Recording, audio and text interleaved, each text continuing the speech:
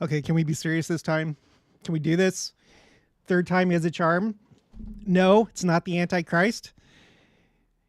If you're watching this after the fact, this is the third attempt to do this live stream. The first time the audio wasn't working. The second time everything got messed up. It all got messed up.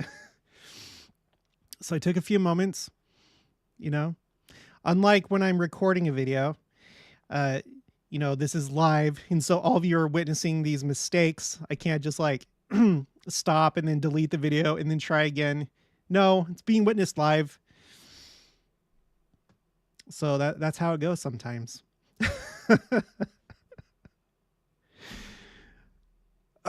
It was going so good, the first video. It was going so good, but no one could hear me. But we are going to do it. This is going to be it. This will be it this time. Okay. But we'll give it some time for some people to get in here. Plaid, hi again. Emily Roundy, what is happening? Laughing face with tears. Carrie Cottrell, third time is the charm. Yes.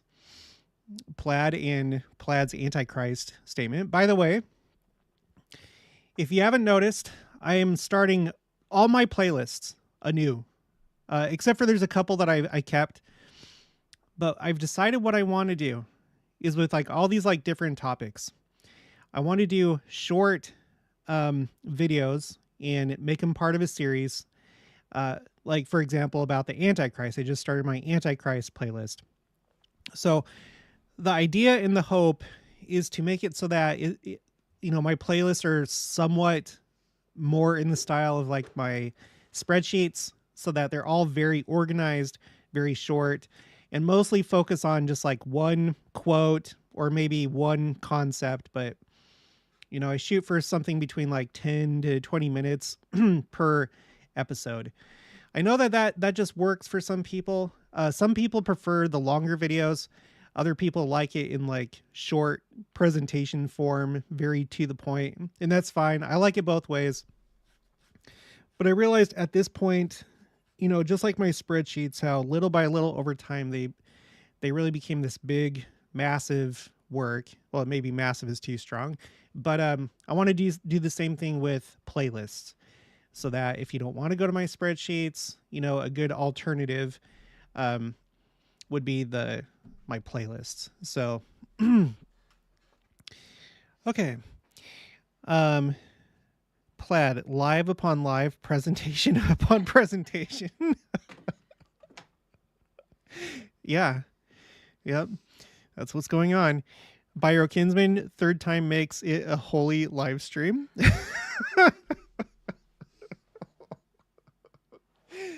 Oh my gosh, you guys are too funny. Carrie Cottrell, the ultimate blooper reel. Cindy Nordgren, so far so good. Byro Kinsman, Jared's funniest home videos. It was the bloopers. That's what it was. Those were some blooper reels for you. Jackson, I'm a converted Jaredite. Wow. What is this YouTube channel turning into? Byro Kinsman, I smell a branding opportunity.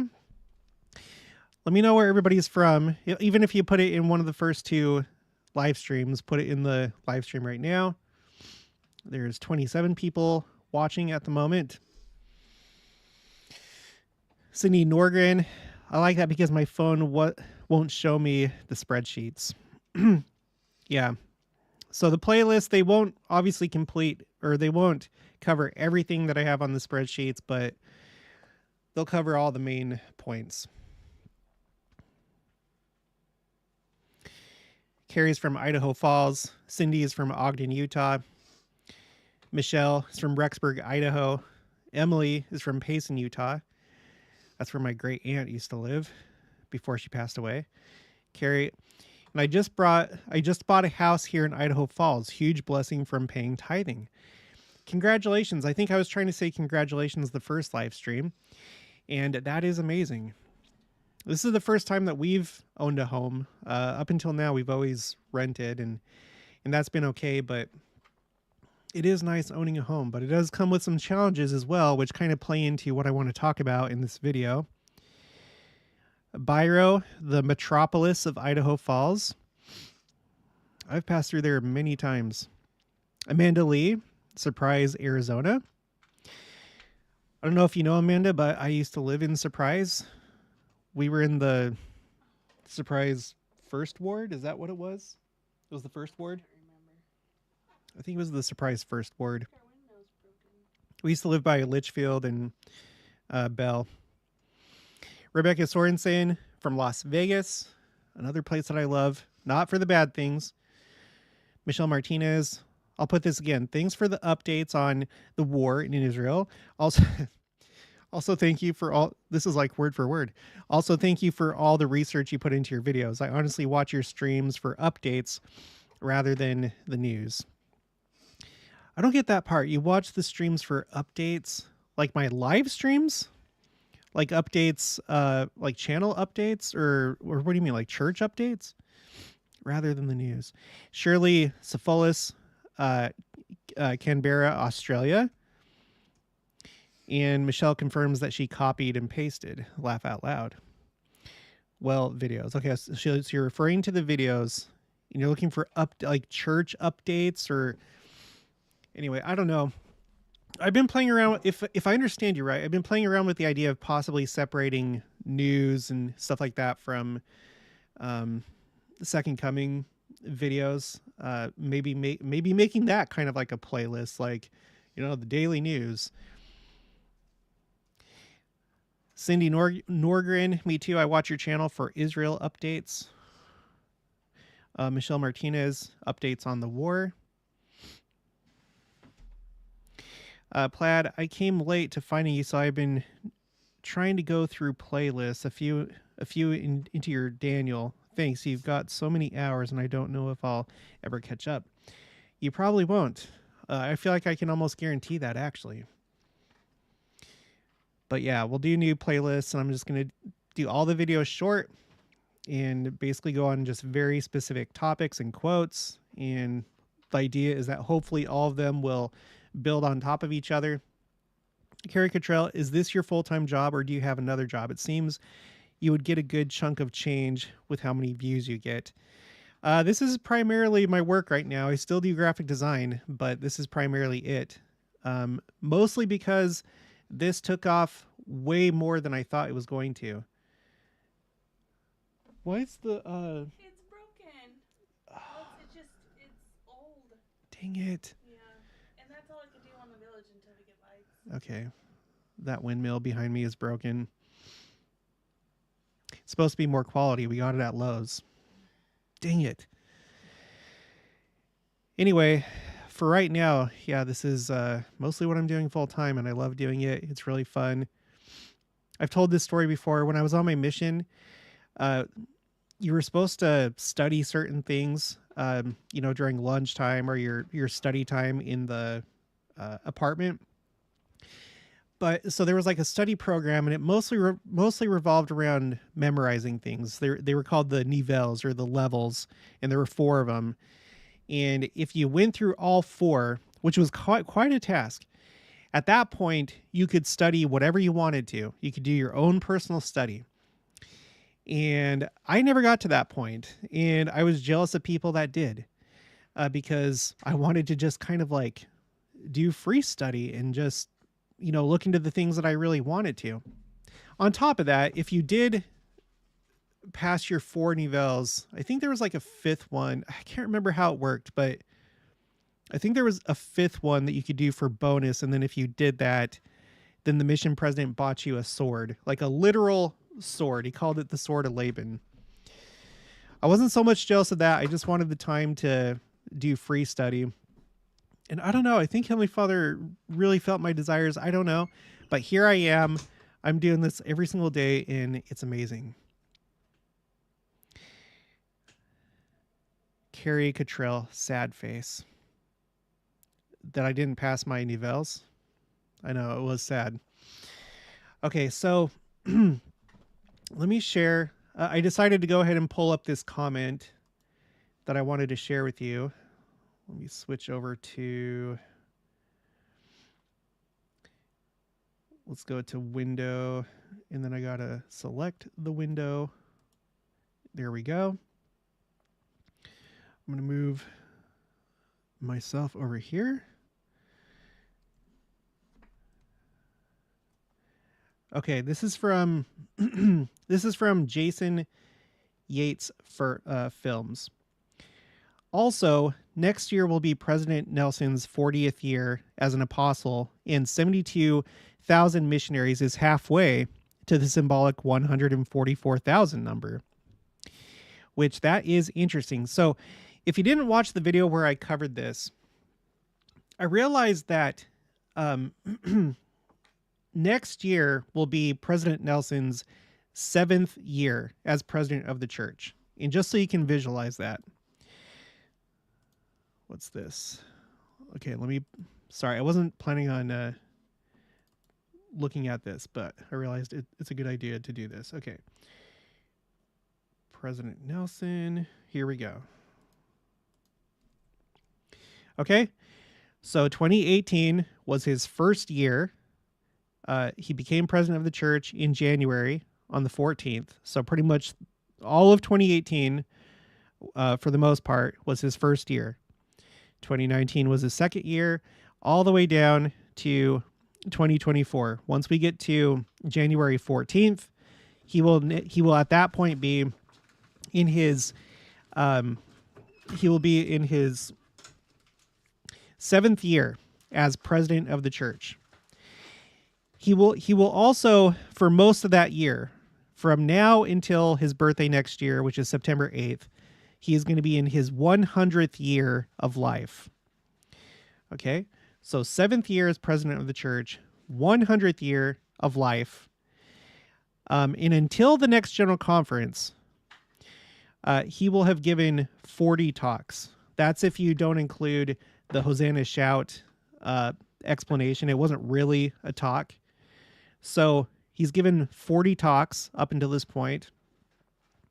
40 is, the way that I view it, it's a number of like purification, because when Israel was wandering through the wilderness for 40 years, a big part of that was letting the older generation die off. Those that still had too much Egypt with them in their behavior, in their beliefs. And once that older generation had died off, then they were allowed to go into the promised land. And then with Noah and the flood, it was 40 days and 40 nights, and it cleansed the earth. And then it started this new world, this new life, so to speak. And with Christ, he overcame Satan and his temptations during his 40 days and his 40 days of fasting. And then he launched into his mortal ministry, like his public ministry. So I feel like there's a lot of interesting things going on with numbers here. And now so next year, yeah, it'll be 40 years since he became an apostle, because he became an apostle in 1984. So 40 years as apostle. Talks. So to me, that is a lot of very interesting things lining up. Very interesting numbers. 7th year, 100th year, 40 talks, and 40 years. That is crazy. So I don't know. And then we talked about the fact that a lot of natural disasters seem to have picked up since 2020 or since 2004. And in that year, President Oaks, at the time Elder Oaks and the Quorum of the 12 Apostles, gave a talk about the second coming, detailing the signs of the times. And then there started being like really deadly earthquakes, tsunamis, wildfires since that time. And well, 2024 is going to be 20 years since that time. So I don't know. It seems like there's a lot going on for 2024. So anyway, but that's the new thing. 40 years as an apostle. That will be in 2024. Okay, Carrie Cottrell, I wonder if President Nelson watches these videos and thinks to himself, yep, Jared got that right and that right. I don't know. I do have it on good authority that there is at least one that has seen my channel and given me a good review. So that made me happy, but I can't share it.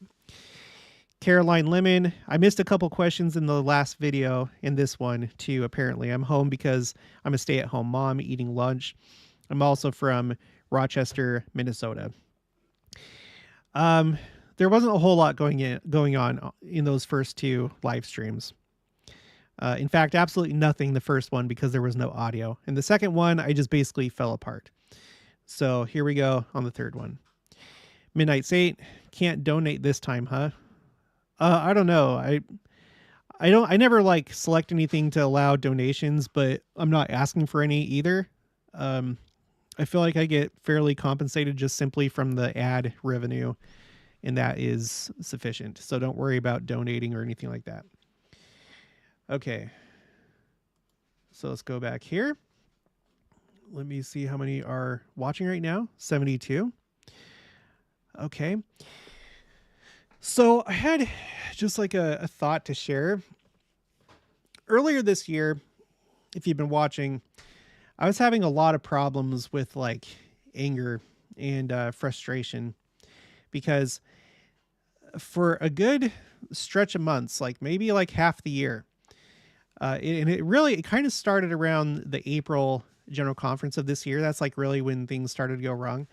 There was this like long line of upsets and incidents and just like bad things happening, both to my property and to my personal life and other things, family. And it was just like, I couldn't figure out what the heck was going on. I was like, why all of a sudden are all these bad things happening? Just one after another after another. Some of them small, some of them on the bigger side. But what really mattered is just like the frequency. Bad thing, bad thing, bad thing, bad thing, bad thing. And I was just like, oh my gosh, what the heck is going on here? And so I really started to think about it and to pray and to, just talk with the Lord and read scriptures and stuff like that.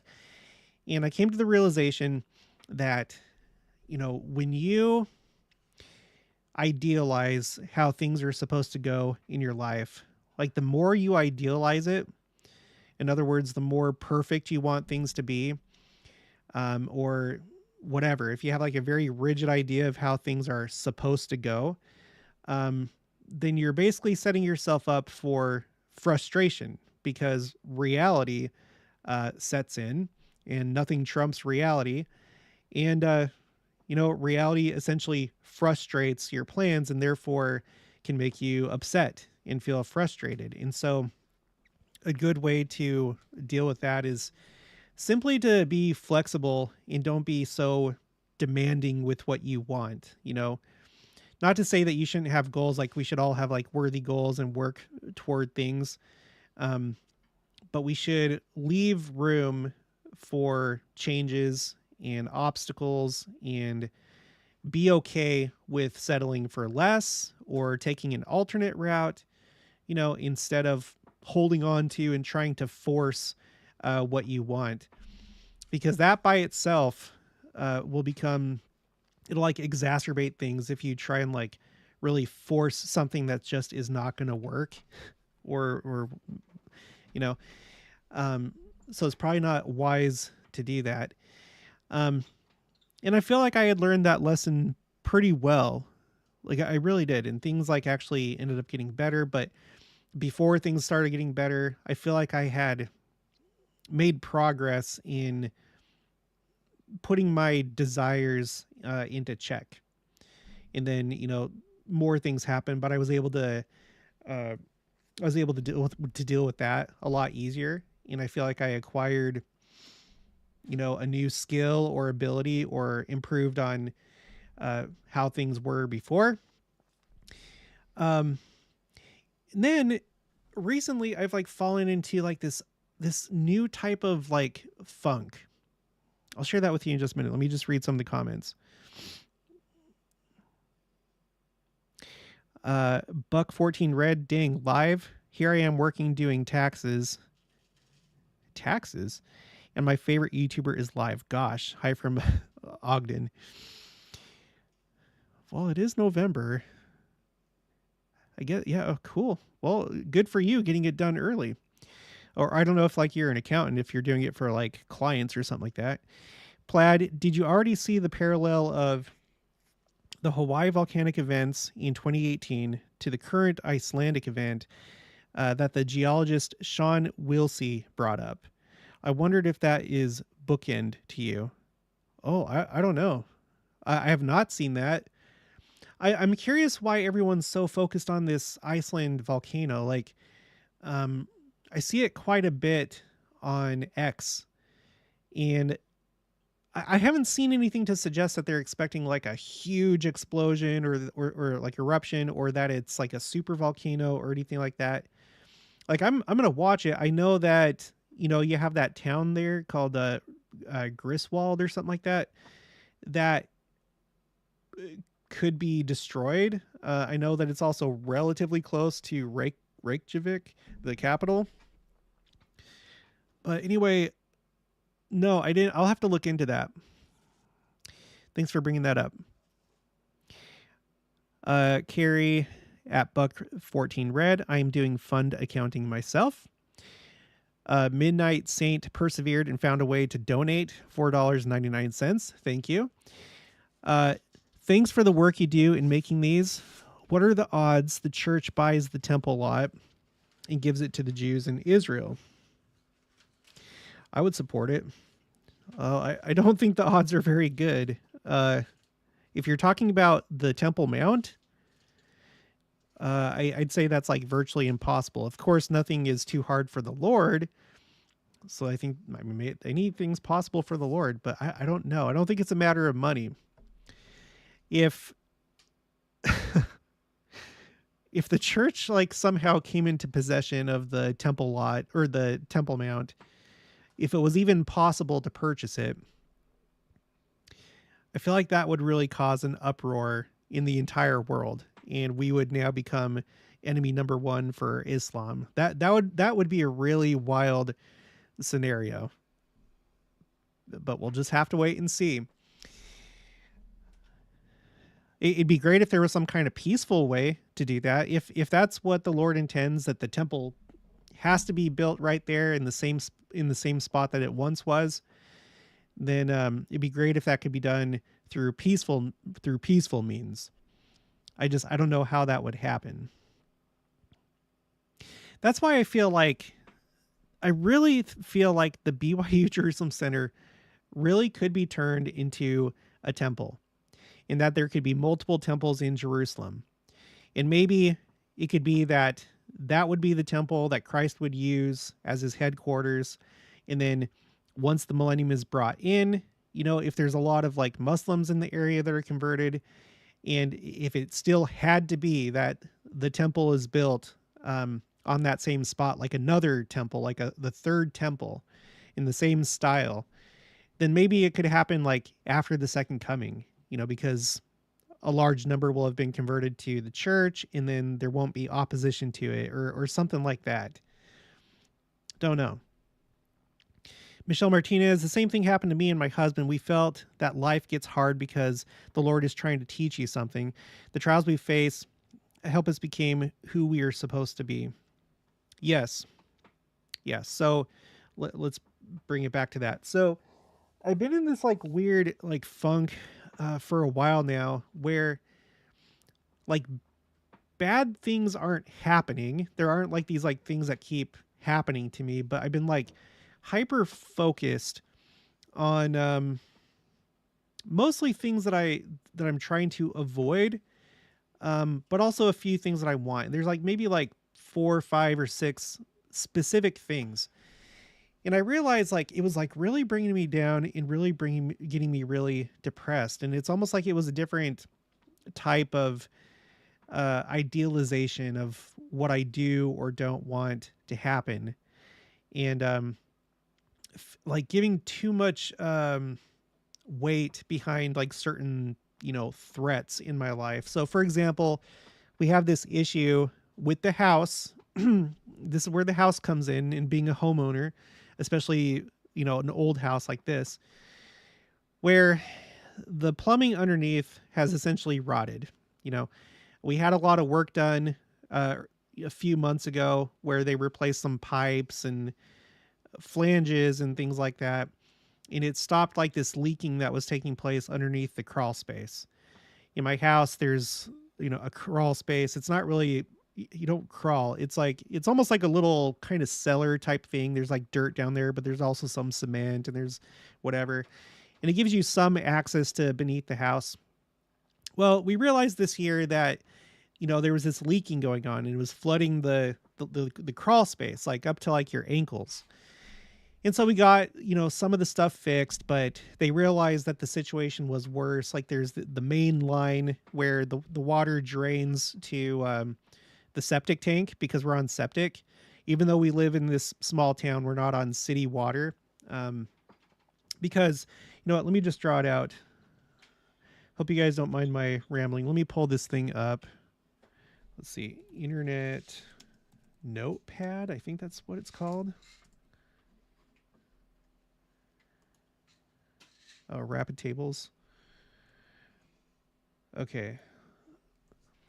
So let me pull this up.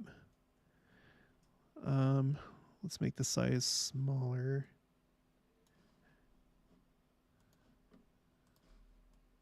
Okay. So the way it works where I live is you have this road right here. Okay. You have a road over here. You have a road over here like this. My house or my property goes from road to road like this. Okay. And like the house is like right in this area. And then the other properties, as you go down the street, you have like properties like this. And let me draw this right here. And this isn't to scale, okay? So, in fact, my property is more square. You could probably fit like probably about like 6 of these regular lots that are down these 2 streets on my property. I have a large property. I mean, when I say large, it's 2 acres. And the way that the city is laid out is like you have these alleyways behind these houses. Okay. And so like this house right here, their sewer goes over here and the sewer line is in this alleyway. And this is also like this, it's like this weird, like little grass alley that the garbage truck comes down so that these people don't have their garbage in front of the house. It's in the back and then the garbage truck comes down the alley. So the problem is that, well, I think this is the problem. We have a stream on our property that goes like this and it continues on like that. And there's like this big pasture and stuff like that. And the city sewer line ends right here. And we were wanting to get off of septic. Can you see that? Yeah. We were wanting to get off of septic and we called the city and we're like, is there some way that we can like get on city sewer? And then they explained that this was the situation. This is where the sewer line is. And we'd have to pay for it ourselves, like to tap into the city sewer line in some kind of way. Don't even know. It'd be really expensive because it'd have to go all the way over here and then it would have to, actually the alley kind of stops like this. And so this is part of like my neighbor's property. So it'd have to like go over our neighbor's property. There'd have to be like a trench, I guess, dug, and we'd have to pay for this to tap into the city sewer. And we'd have to pay for a pump to pump the sewage and stuff all the way down here. So it's basically not an option. And so that's really been depressing me because even though we paid a bunch of money to get all these like pipes fixed underneath the house, there's still this crack in the main line, and we don't know if we have to change out the septic because there were like some issues with the septic. So we may have to change out the entire thing, which is going to be really expensive. somewhere between like $7,000 to $15,000, something like that.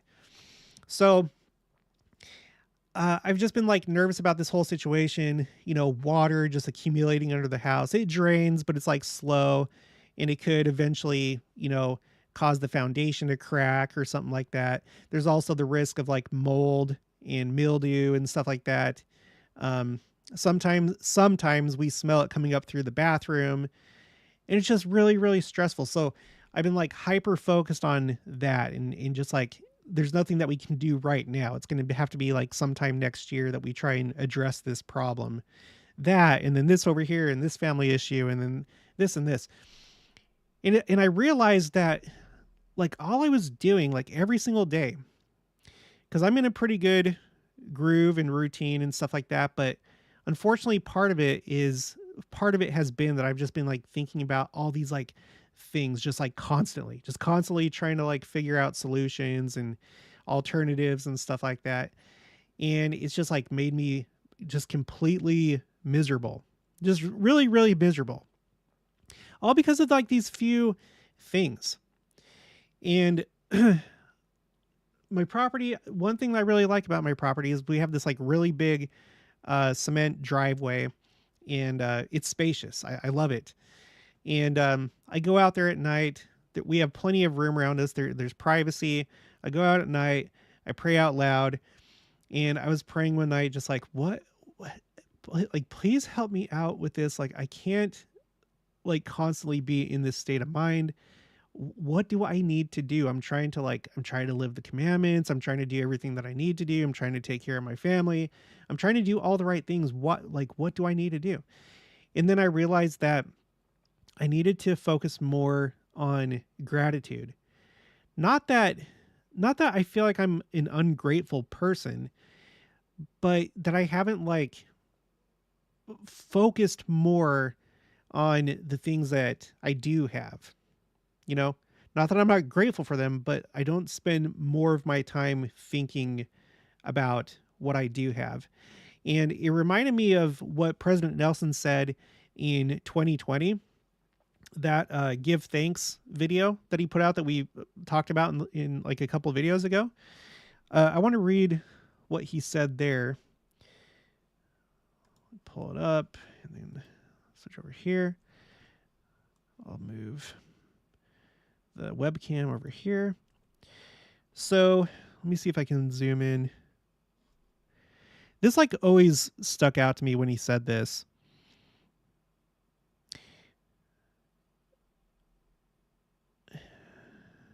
Well, first he starts out at the very beginning of the video. He says, as a doctor, I know the value of good therapy.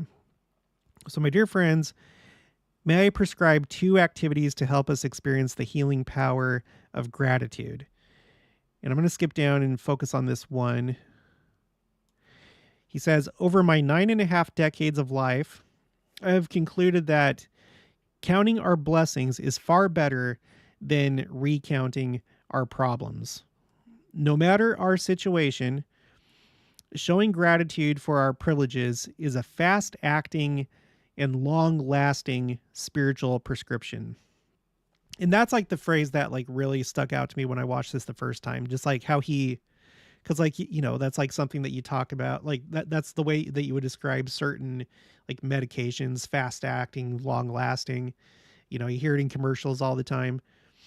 And I thought that was a really neat way that he described that, counting your blessings and gratitude. And then he continues, there's just a little bit more. Does gratitude spare us from sorrow, sadness, grief, and pain? No, but it does soothe our feelings. It provides us with greater perspective on the very purpose and joy of life. So I thought that was, I don't know, like that just came to me, and I decided to practice it, and it has soothed me. And in fact, it's almost actually kind of like reversed. It kind of did take away some of my sorrow and distress. It's still there, but it's much more muted.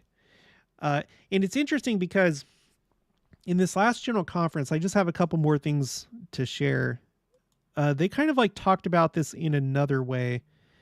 You might remember these two talks. This is from Elder Dale G. Renlund, Jesus Christ is the Treasure. And he talks about Howard Carter and the discovery of King Tutankhamun's tomb and how they were looking all over the place for this tomb. And then at this part of the talk, he says, during those years of ineffectual searching, Carter and Carnarvon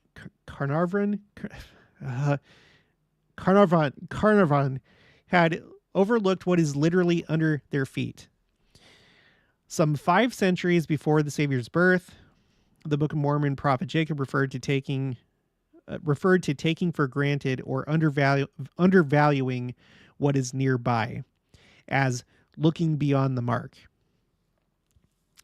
Yes. So basically it's like when you undervalue something, you're not looking at things in a very good proportion. It's like disproportionate. And I think that's basically what I had been going through for the last like few weeks is disproportionate, hyper focused on several issues instead of like realizing all the other incredible things that I do enjoy.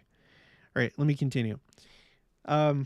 Jacob foresaw that the people of Jerusalem would not recognize the promised Messiah when he came. Jacob prophesied that they would be a people who despised words of plainness and would seek for things they could not understand. Wherefore, because of their blindness, which blindness would come by looking beyond the mark, they must needs fall. In other words, they would stumble. Jacob's prediction proved accurate. During Jesus' mortal ministry, many looked beyond the mark, beyond him. They looked past the Savior of the world. Instead of recognizing his role in fulfilling Heavenly Father's plan, they condemned and crucified him. They looked and waited for someone else to bring them salvation. Like those people in Jerusalem and like Carter and Carnarvon, we too can be prone to looking beyond the mark. We need to guard against this tendency lest we miss Jesus Christ in our lives and fail to recognize the many blessings he offers us. We need him. We are counseled to rely wholly upon the merits of him who is mighty to save. So when you think about it, that all makes perfect sense to me. We all know that there were those of the Jews. I don't like to say all the Jews because not all the Jews rejected Christ. There were many of them that did recognize Christ and knew that he was the Messiah. But that portion that were focused on their own understanding of the scriptures, I think there's like another element to that I never really fully realized. And I think that it's because they were focused, like they were hyper focused on their own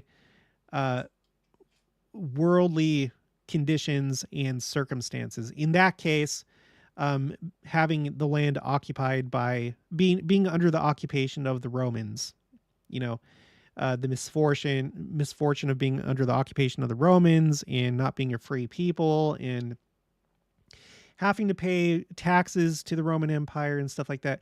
So like that would be a worldly concern. And so you could see how if you're somebody that focuses too much on the world and your worldly concerns, then you may twist the scriptures to find some kind of answer to relieve your temporal discomfort.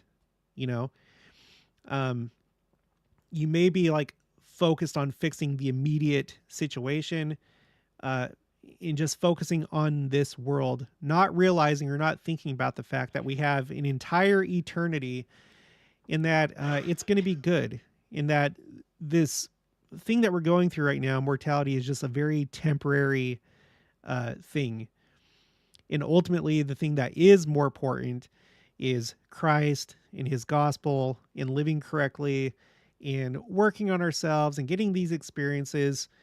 And then afterwards enjoying a degree of glory. And hopefully for all of us, here listening, hopefully it's a celestial glory and exaltation. But, for me, I think that my Roman Empire has been the septic tank and these other few issues that I've just been like thinking about too much, just too much. And let me just read this other quote really quick.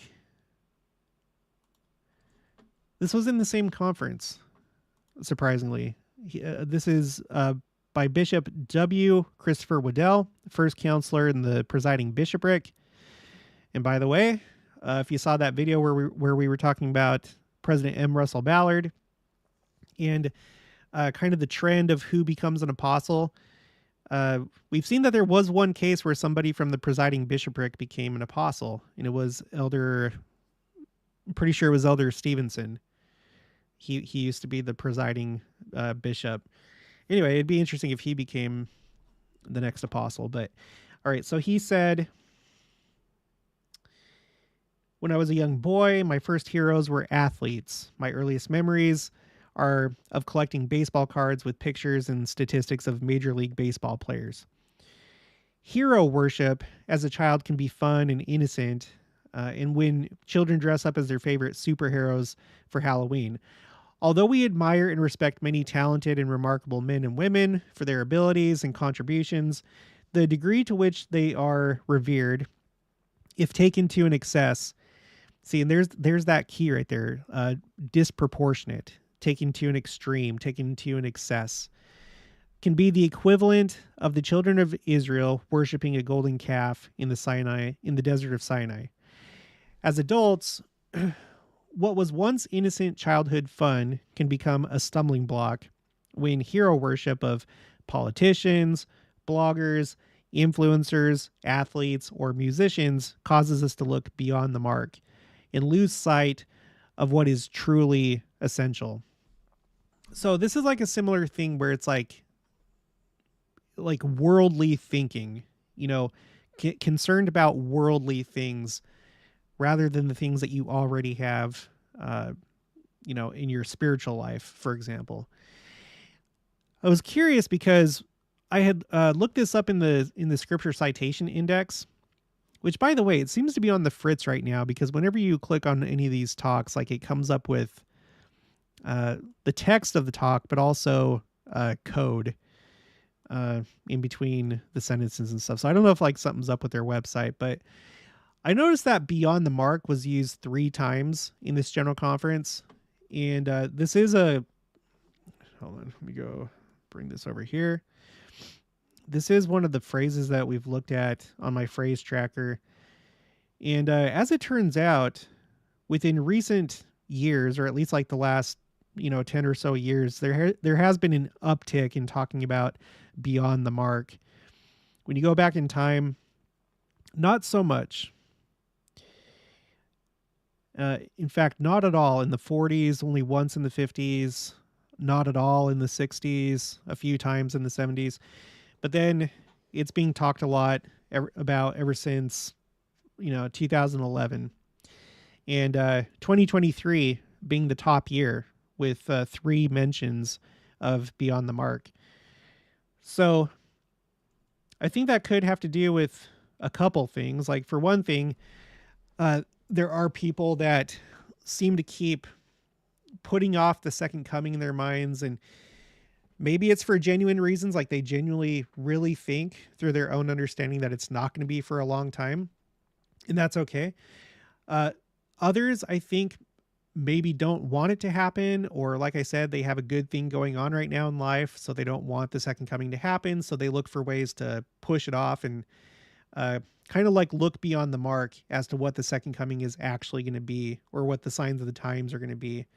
Nothing is ever incredible enough, spectacular enough, supernatural enough, whatever. It's like, it's always the grass is greener on the other side. It's over there. So like looking beyond the mark, like, no, these are the signs of the times, and things are getting really serious in the world and in the church. So anyway, it seems like maybe the two things are linked together. Being too focused on the world, and therefore trying to, like, in your mind, make things fit so that things work out for you, whether it be the second coming not happening soon, or in the case of the Jews back at the time of Christ, them wanting immediate relief from their temporal troubles and concerns. And so therefore that's the Messiah that they needed, someone that would liberate them from the Romans, you know, being too caught up in the world. It seems like that's generally what it was. And anyway, that's basically what I have fallen into myself, just focusing too much on these temporal concerns, and then taking President Nelson up on his advice to count my blessings. That really helped. It really does. I think that it's like good to think about the second coming and the millennium and how incredible it's going to be. And it is going to be incredible, but we have to until that happens, and hopefully it's sooner than later. Until that happens, I think we really need to look at here and now and what's right under our feet and the things that we enjoy. So, for me, everyone's going to have different circumstances, but, for example, you who just bought a house, now you live in a house, and now you're in a better situation than what you were before. Hopefully, I'm sure that you will be. I feel like I am. Now owning a house, we no longer, it's been a while since we lived in an apartment, but in our early marriage, it was stressful living in an apartment because, if you had somebody that lived above you, you could hear all the noise and stuff like that. One time, this was in our very first apartment. It was a 1-bedroom apartment immediately after we got married. There was this guy next door. We were in the basement apartment, or the bottom apartment. There was this guy next door that was I guess staying with his friend for a while. I can't remember if it was another couple, but there was this guy. Huh? It was another couple. Yeah, that's what I thought. It was another couple, and then they had a friend that I guess was staying with them for a while. And he would just be outside in between our door and their door, that walkway area. And he would work out, do push-ups and jumping jacks and stuff like that right there. And you could hear him through the door. You could hear him, panting and, exerting himself. One time he was out there playing his guitar. It was nighttime. It was in the evening. It was dark outside, and we actually called the police. and he got it stopped.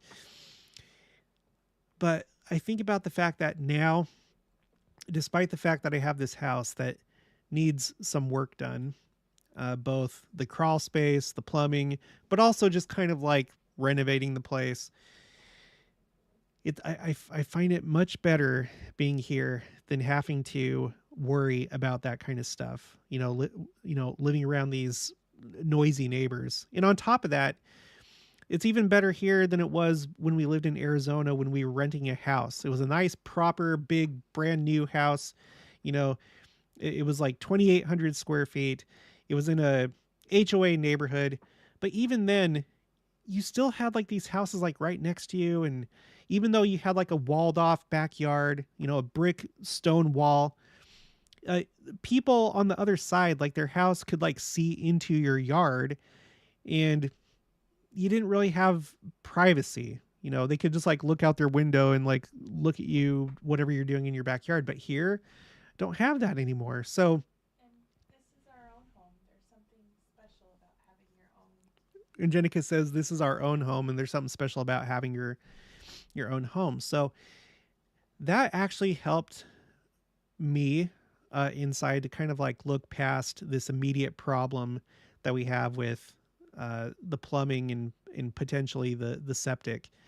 Yeah, that really sucks. It sucks, but we should be able to probably take care of it next year. And in the meantime, we get to enjoy this privacy and peace and quiet, and it just feels really good. And I've done my best to look at other things, just the pure fact that we have that we have electricity. There's some people in this world that don't have electricity. There's people in this world that don't even have own vehicles. And if you're in that situation, then, I'm sure there's things that you can be grateful for things that you have that other people do not, the things that you've been blessed with, because not everything is obviously material. Um, sorry, notifications on my phone. Um, so you can just like make this big long list, and it's kind of like cliche, count your blessings, make a list, but it really actually may be something that you want to do if you're depressed, and like and really think about it, like really in your mind, take yourself back in time and play it out in your mind a time when you were not in as good of a position as you are right now, and really contrast the two situations, and then you'll realize, oh yeah, this is okay, this is actually better, things are better now with this. Anyway, let me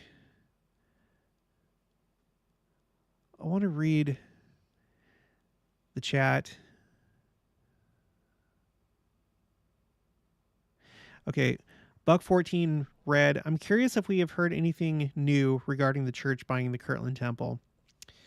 I haven't, no. But I don't think that the Community of Christ, because they're the ones that own the Kirtland Temple, I don't think that their financial situation has gotten much better. I'll check on that sometime and then give you an update with whatever I'm able to find. N says, I feel like I'm in a funk as well. Ever since my cancer diagnosis, I feel like I'm just drifting in confusion, praying for answers and haven't received any yet. But my faith hasn't changed. I'm on God's team. I'm definitely tired, though, and ready for him to come. Now, N is somebody that I've actually talked to on the phone. So just so everybody knows, I know her. She is really sweet. And we've talked about her cancer. She's the one that I asked a few times for you guys to pray for. And if you don't mind doing it now, that would be great for N. But, me and her, we've talked about the fact that this being the new reality, well, and you'll have to give me an update. I thought it was kind of like in remission. Has it gotten better, or is it still? Are you? Let me know. Put it in the chat. Can you put her name so they can pray for her by name? No, I'm not gonna, unless she says that in the chat. Heavenly Father knows who people are praying for. He knows who N is. They say the church leaders say to pray for them by name. So I just say. But sometimes, like when you do endowments, like it'll be like Mr. Jones. Okay. Mr. is not his first name. I just read it yesterday. So anyway, cancer. I know though, N, that there, because I don't know if you're still at risk of, like, I don't know how it all goes. I hope that things are in remission. I thought that's how we had left last time that we talked. But if it's not, I guess if I was in that situation, I might think about the fact that I've been able to live this long compared to people that die as like children or teenagers. Sometimes it kind of blows me away when I see that in the news where there's like somebody in their 20s that passed away, and it's like, here I am almost 40, and I feel like my life has been going for so long and I feel like I still have so long to go. But there's people that are here just for like such a short amount of time, and they miss out on certain things, especially if they don't end up living righteously, if they don't if they're not worthy of like having a eternal family and celestial marriage, then they miss out on a lot. Some of them don't even experience marriage at all, period, or things like that, children, or just all the experiences of life. So I think that's maybe one thing to think about if you have like a terminal illness, like just focusing on all the good things that you've experienced in life and knowing that there's so many people that have experienced less than that. But that's just kind of like my thought when it comes to that. I'm sure there's so many other things. And also I think being grateful to be in this time right now, because I know that you're like me, and where you think that you feel like the second coming is probably sooner than later. And so it's really good that I think that we have that hope right now. I feel like now more than ever we have hope that it's going to be soon, you know. Whereas if you went back to like the 1920s or even the 50s, maybe not so much back then.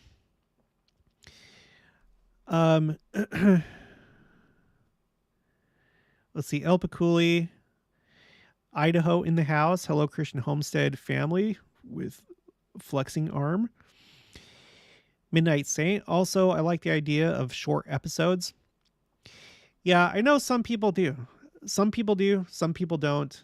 Um, for me in this channel and being able to keep this channel viable, I need to stick with like longer episodes. But I think that I can sprinkle in these like shorter episodes and build up these playlists. So that's I think what I'm going to do going forward. Plaid, on the matter of expectations compared to experiences, Book of Mormon has been my best self-help book. Had so much wrong in life. I started Job's Apprentice to work through it, but Book of Mormon, better teacher. Mosiah 10 sums it up. I can look at my life as I've been wronged, and become wroth. But what does that really do? Yeah, exactly. Yeah. Yep. Debbie Jones, watching your channel often triggers ideas of things I would like to know more about. Also, scriptures often come to mind. I appreciate your videos because I then study more. Thanks for all your work. Thank you, Debbie. I'm glad that it does that for you. Buck 14 Red, do you plan on ever doing a temple prep class video where we used to cover the book of Daniel, Revelation, etc.? Do you think that style of video, but getting to the temple? I don't know, because I feel like I feel like that's something that's probably better left to people that are actually called to do that as like a calling. I feel like the things that we talk about here are okay. It's like independent study, sharing life experiences, keeping on top of church news, but like I feel like something like that would be better left to somebody who is actually called to teach that. But as far as like temple prep, you know what, I'll tell you this though. I feel like when it comes to temple preparation, just expect symbolism and understand symbolism and also understand, for example, let me just pull this up.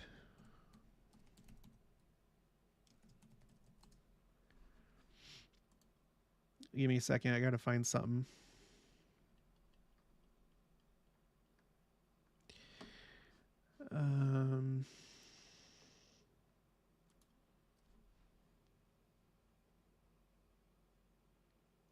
Okay, here we go.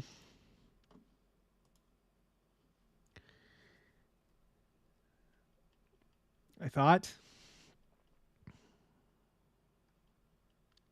So a lot of people aren't prepared because they're too used to living in like a modern world and thinking of like modern things, and they don't remember. Okay, this maybe isn't the best picture. Okay, so for example, these are Jewish priests. These are Kohanim. They are to them and their tradition and their genealogy. These are the sons of Aaron. So they are part of the tribe of Levi, but they're the part that are the priests. And so they wear special clothes. This is what they dressed up in when they went to the temple. And so if you have a familiarity with, what was worn in the temple in ancient times and even now, because this is how they would dress now, then it shouldn't be too much of a surprise when you go to the temple. I think some people are too detached from these type of things, like not realizing that what the temple was like and that we have temples today. And so maybe you should expect some of the same things. So anyway, that's all I have to say about that. Teresa Lane, welcome to home ownership. El Paculi, making ownership harder and harder. Yep. Especially out west where a regular house or even like an aged house that's falling apart is $500,000. Greg Brown, how did I miss this? I don't know, Greg. I'm sorry. Byro Kinsman, I understand that mindset. It can quickly become debilitating and affect your family. It's important to remember that everyone has challenges. If it weren't that, it would be something else. Yeah, exactly. Exactly. It never stops. It never stops. I think that we just have to be okay with that. And instead of rigidly expecting an ideal life, just being ready for the next thing to happen because it is going to happen, and just focus on the things that actually matter, and spend more time thinking about the things that are going right rather than just like ruminating about the things that are wrong or the things that need some kind of solution. I wonder if guys are worse at that because men are more uh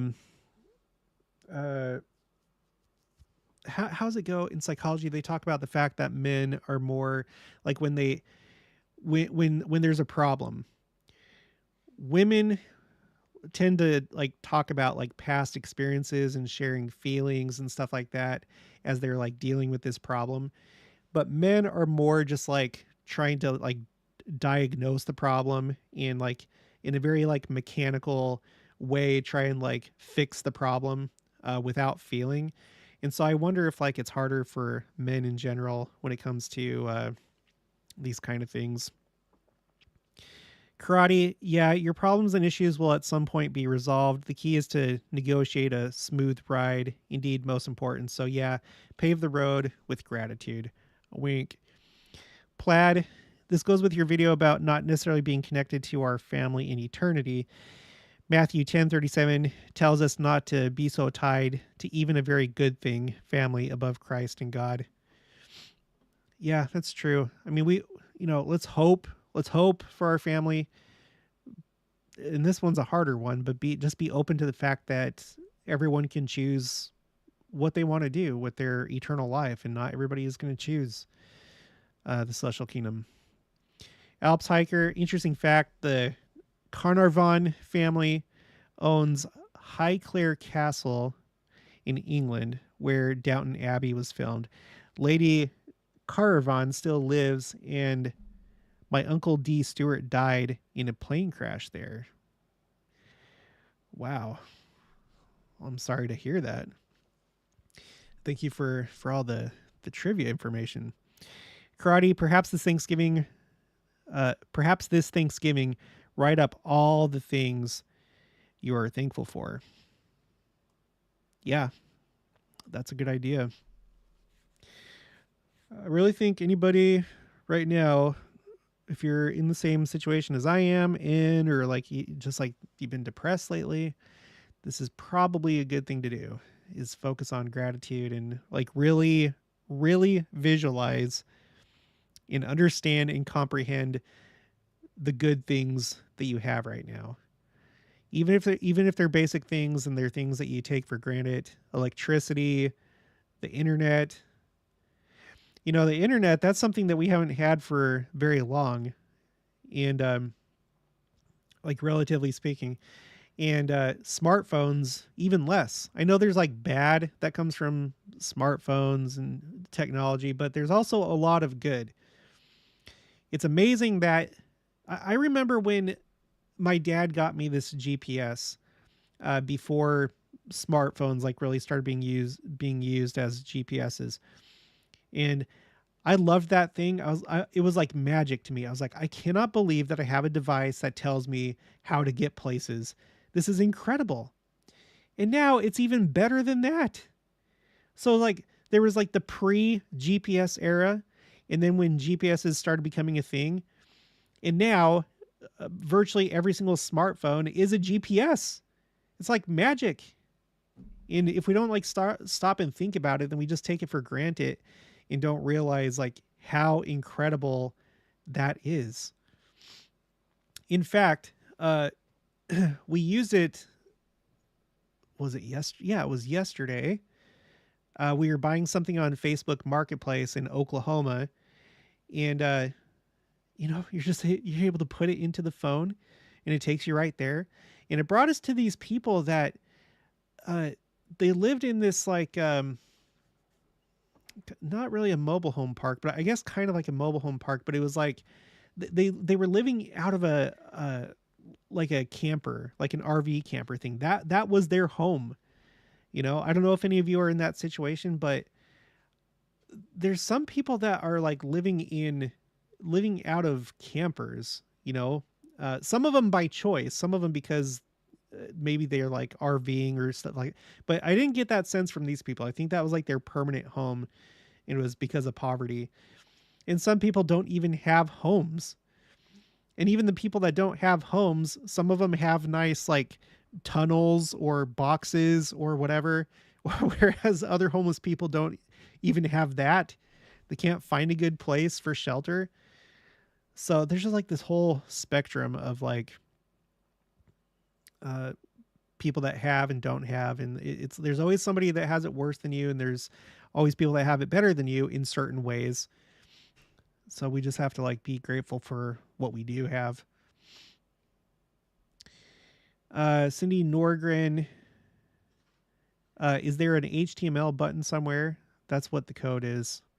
I don't know. I'll have to look at it later. I feel like it's a problem with their website. Like maybe they're doing something with it, doing maintenance or something. I don't know. Debbie Jones, DNC 7819, and he who receiveth all things with thankfulness shall be made glorious, and the things of this earth shall be added unto him, even an hundredfold, yea more. Well, I could use a hundredfold, but I'll be okay until then. I'm gonna skip down, um, just so I can kind of get caught up. Nathan Greer, did you say Jewish priests or Judas priest? Haha, couldn't resist that one. Carrie Cottrell, the house I bought is built in the 50s, but is less than 300,000. Cool. Well, nowadays that's like dirt cheap, whereas when I first got married, 300,000 was like, oh wow, brand new house, nice planned community.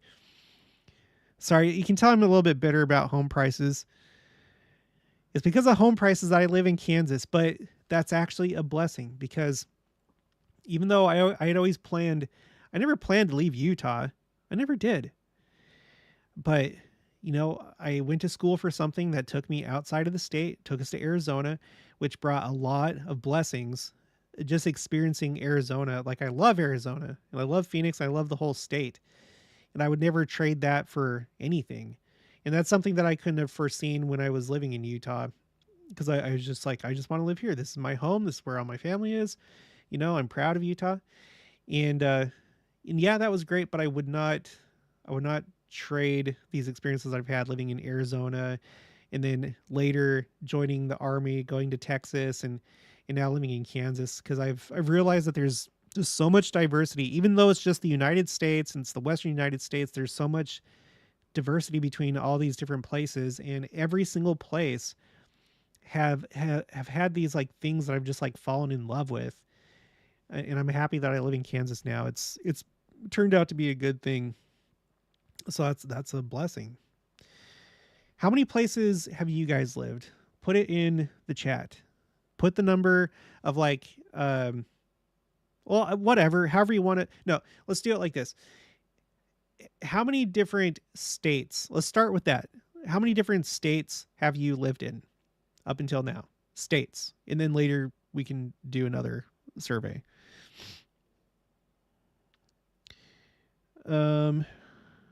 Let's see. Buck 14 Red. Thank you for the live stream. Been battling addiction in order to receive my endowment finally. I was about to give in, but you being live just helped me say no. Yes. So thank you, and thank you to the community, or thanks to the community. Word of wisdom stuff. Yeah, just do what you can. Do what you can. Believe me, you definitely want that endowment. And being on the covenant path more than anything else. As I give into my addiction, energy drinks, but maybe like switch to energy drinks for a while.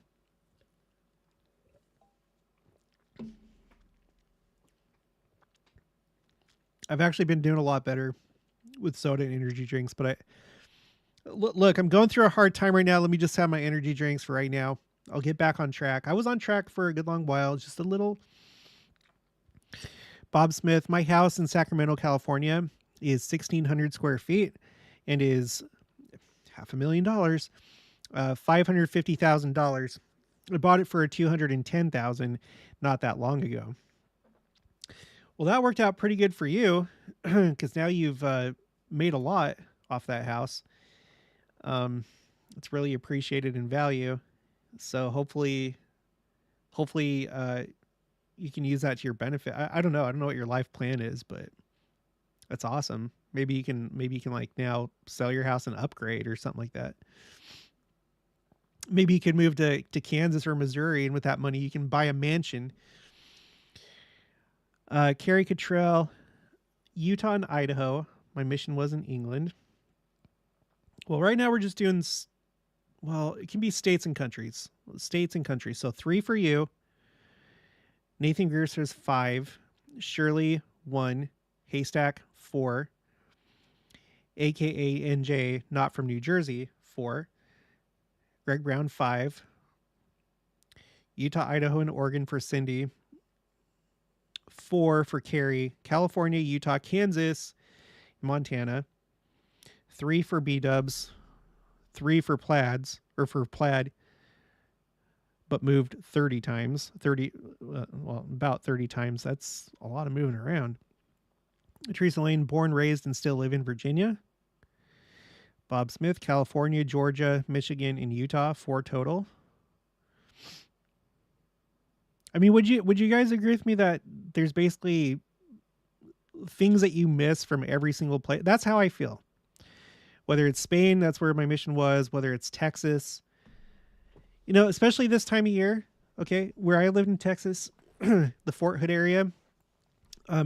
Fort Hood is the largest, military base in the Western world, and there's a lot of people that work on Fort Hood. Now it's called Fort Cavazos. That we have to rewrite history, and so there's like a lot of stuff set up in that area. It's in central Texas, about an hour away from Austin, and at Christmas time, at the Lake Belton, they have like this. There's like a bunch of it's like a state. I don't know if it's a state park, but there's like a big park around the lake. It's a big lake, and at Christmas time they have like this really big long Christmas light drive display that they put up. I've never seen a bigger one than that so far. Everything's bigger and better in Texas, right? But those were some of the best memories for me. Is like we had my mom and my brother come stay with us for one Christmas, and we rented a van. We hadn't had a van up until that point. And it was just nice, all of us being in the van, everyone comfortable, plenty of room, hot chocolate, and just like going on this drive. And with like all the other traffic, like that adds to it. Like when there's a crowd, for me, I like it sometimes when there's a crowd, and just like slowly going through and looking at the displays. And the first time that we went to it, we were just like, oh my gosh, when does this thing end? Like it's only like I think it was like $3 per car. And it is the longest Christmas light display that I've ever seen.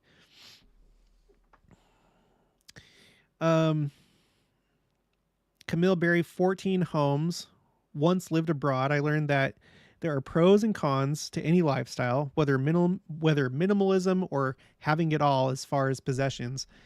I love minimalism.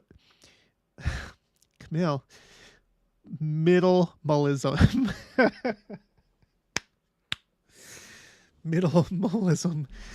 That is hard to say.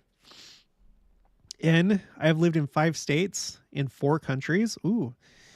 See, that's even like, I don't know. I guess everybody's different. I think it's like really good experiencing all these different things. That's why I'm really glad that we have all eternity to live. We're going to be able to experience so much. There's like so little that we experience in this life. Even if you live 100 years, it's like so insignificant to what this world has to offer, let alone the eternities. But that's cool. 4 countries. Nathan Greer, interesting that President Nelson specifically called out our addictions in the recent October conference. I'm guilty as well. Coke products. Yeah, he did. He even mentioned food, because some people turn to comfort foods. And I remember him saying specifically, I can't remember how he said it, but like instead of like relying on these addictions or whatever to soothe you, go to choose Christ instead. Like choose Christ instead over these addictions to soothe you, or something like that. I'm gonna look it up because now it's bothering me. Let's go to the church website. I'll put it on the screen in just a minute. General Conference, October 2023. Think Celestial.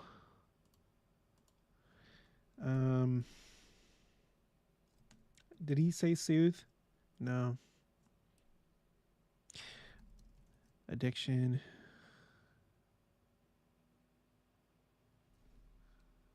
Okay. Here it is.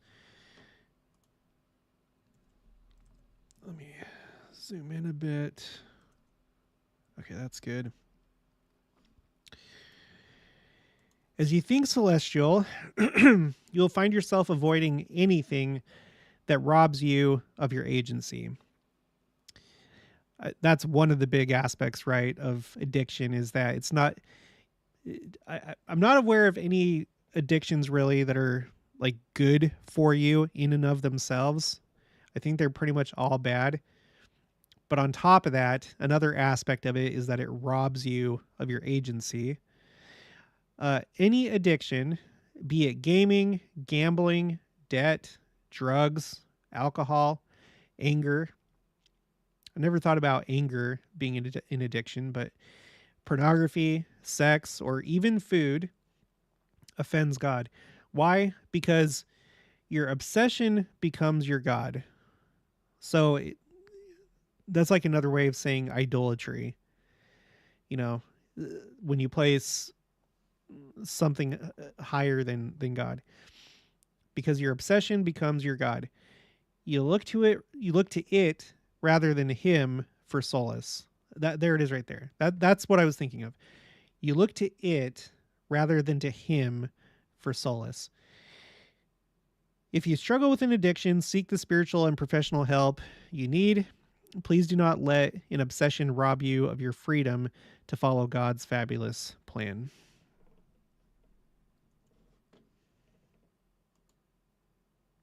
Okay.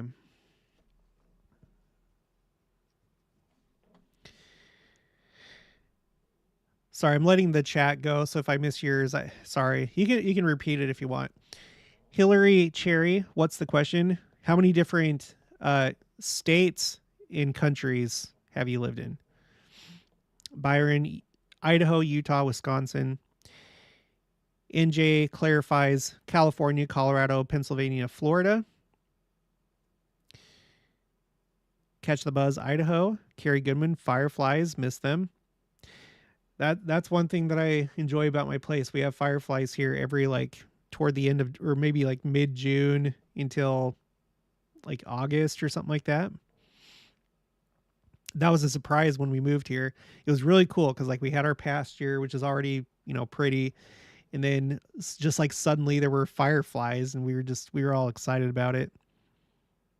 Lenita Wickel, don't miss anything about Utah. Everywhere else, yes. Oh, come on. There must be something that you miss about Utah. Utah, one really good thing about Utah, among many other things, is its the different why can't I talk sometimes? The different types of terrain. Yeah, the different types of terrain. Desert, primarily in the south. I know that most of the state is a desert, but like when you think of desert, like Arizona desert, desert in the south, mountains in the north, you have the salt flats, and you have all like the unique things. I know a lot of people don't like the inversion that happens up in the Salt Lake Valley. I liked it because yes, it traps, if you don't know what I'm talking about, in Utah, it's usually, I think like it's like in the winter time where, so think of the Salt Lake Valley. It's like a bowl, right? And an inversion is where typically as you climb in altitude, it gets colder and colder and colder. But there's a certain time during the year where it gets reversed, where you have a bunch of cold air that gets trapped in like the bowl or the valley, and then you have warm air up top. And so it's like reverse. And so what happens is that it acts like a bowl, or it acts like a soup where like the pollution and stuff, it doesn't, normally it would just like go up and blow out, over the mountains and other places, but it all kind of gets trapped and it gets really foggy. And that's the part that I like. I miss the inversion for the fog because I really like fog. Anyway, let's continue. Sherry, where 7 states, 50 residences. Buck 14 red, missed Nebraska and Virginia, but was there for baseball. Haha. Too old to play now. Laugh out loud. Shirley, crowd on the road. Nahum, not form. Not sure I understand that. Clarify, please. Bob Smith, I'm 54 years old. I don't miss anything from places I lived. Maybe Utah because so many church things you can do. But California is far and away my favorite place. Yes, the political stuff bugs me. Shirley, my gosh, what did autocorrect do to my post? Okay, so, all right. Carrie Goodman, Christian Homestead, addiction, laugh out loud, or like laughing face. Nathan Greer, to Shirley, maybe you were speaking in tongues. Yes, I thought something weird was going on there. That's what I was thinking. The haystack. OMG, I worship idols of Fresca brownies, rock stars, and Kung Pao chicken. Those are all very good things.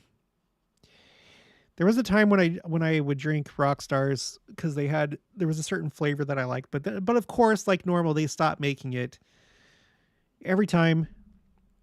Sometimes it's energy drink, sometimes it's soda. There'd be like one that comes out and it's just like, this is amazing, and then it goes away.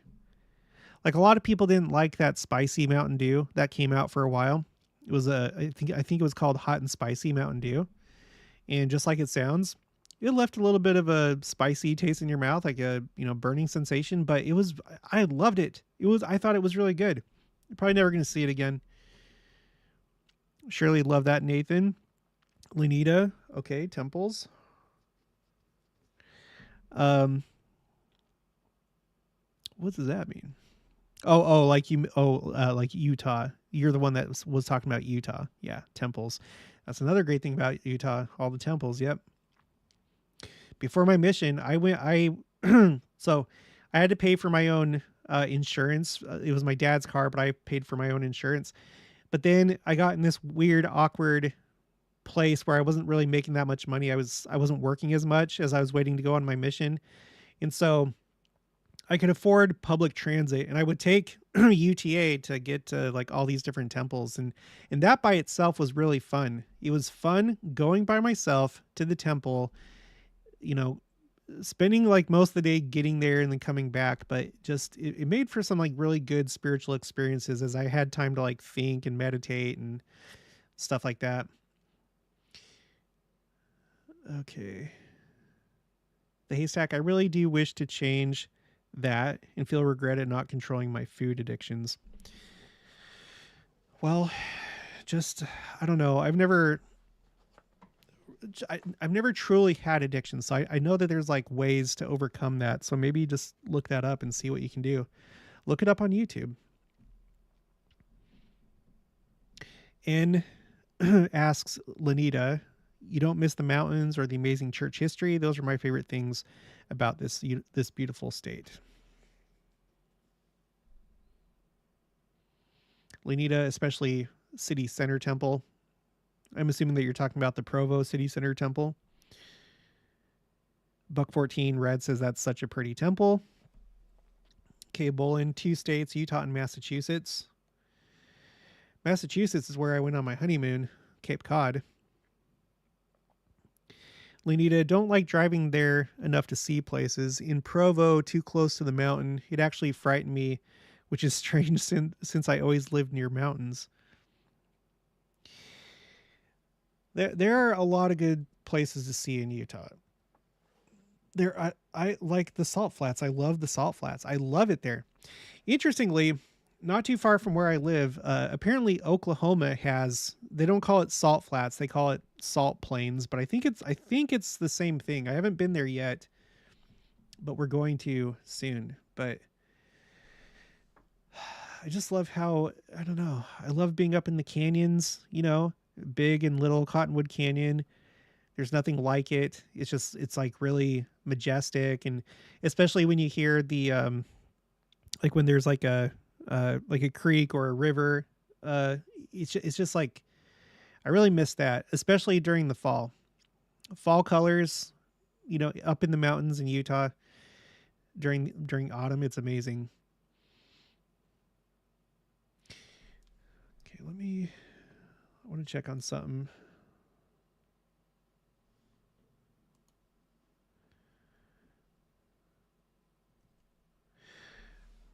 Okay. We might be getting toward the end here, I think. Don't want to go for too long. I want to make another video. Somebody sent me an interesting article about I'm gonna have to look at it. I only kind of skimmed through it, but it was talking about how if the continents did come together and we had a supercontinent like Pangea, that it would be too hot for life to live on, like I guess toward the middle of the continent or something like that. So I'm gonna have to get all the details about that. You know, I wanted to kind of like talk a little bit more about the Earth and how it may change and things that have been said about the Earth and by like general authorities and stuff like that. So I think that's going to be in my next video.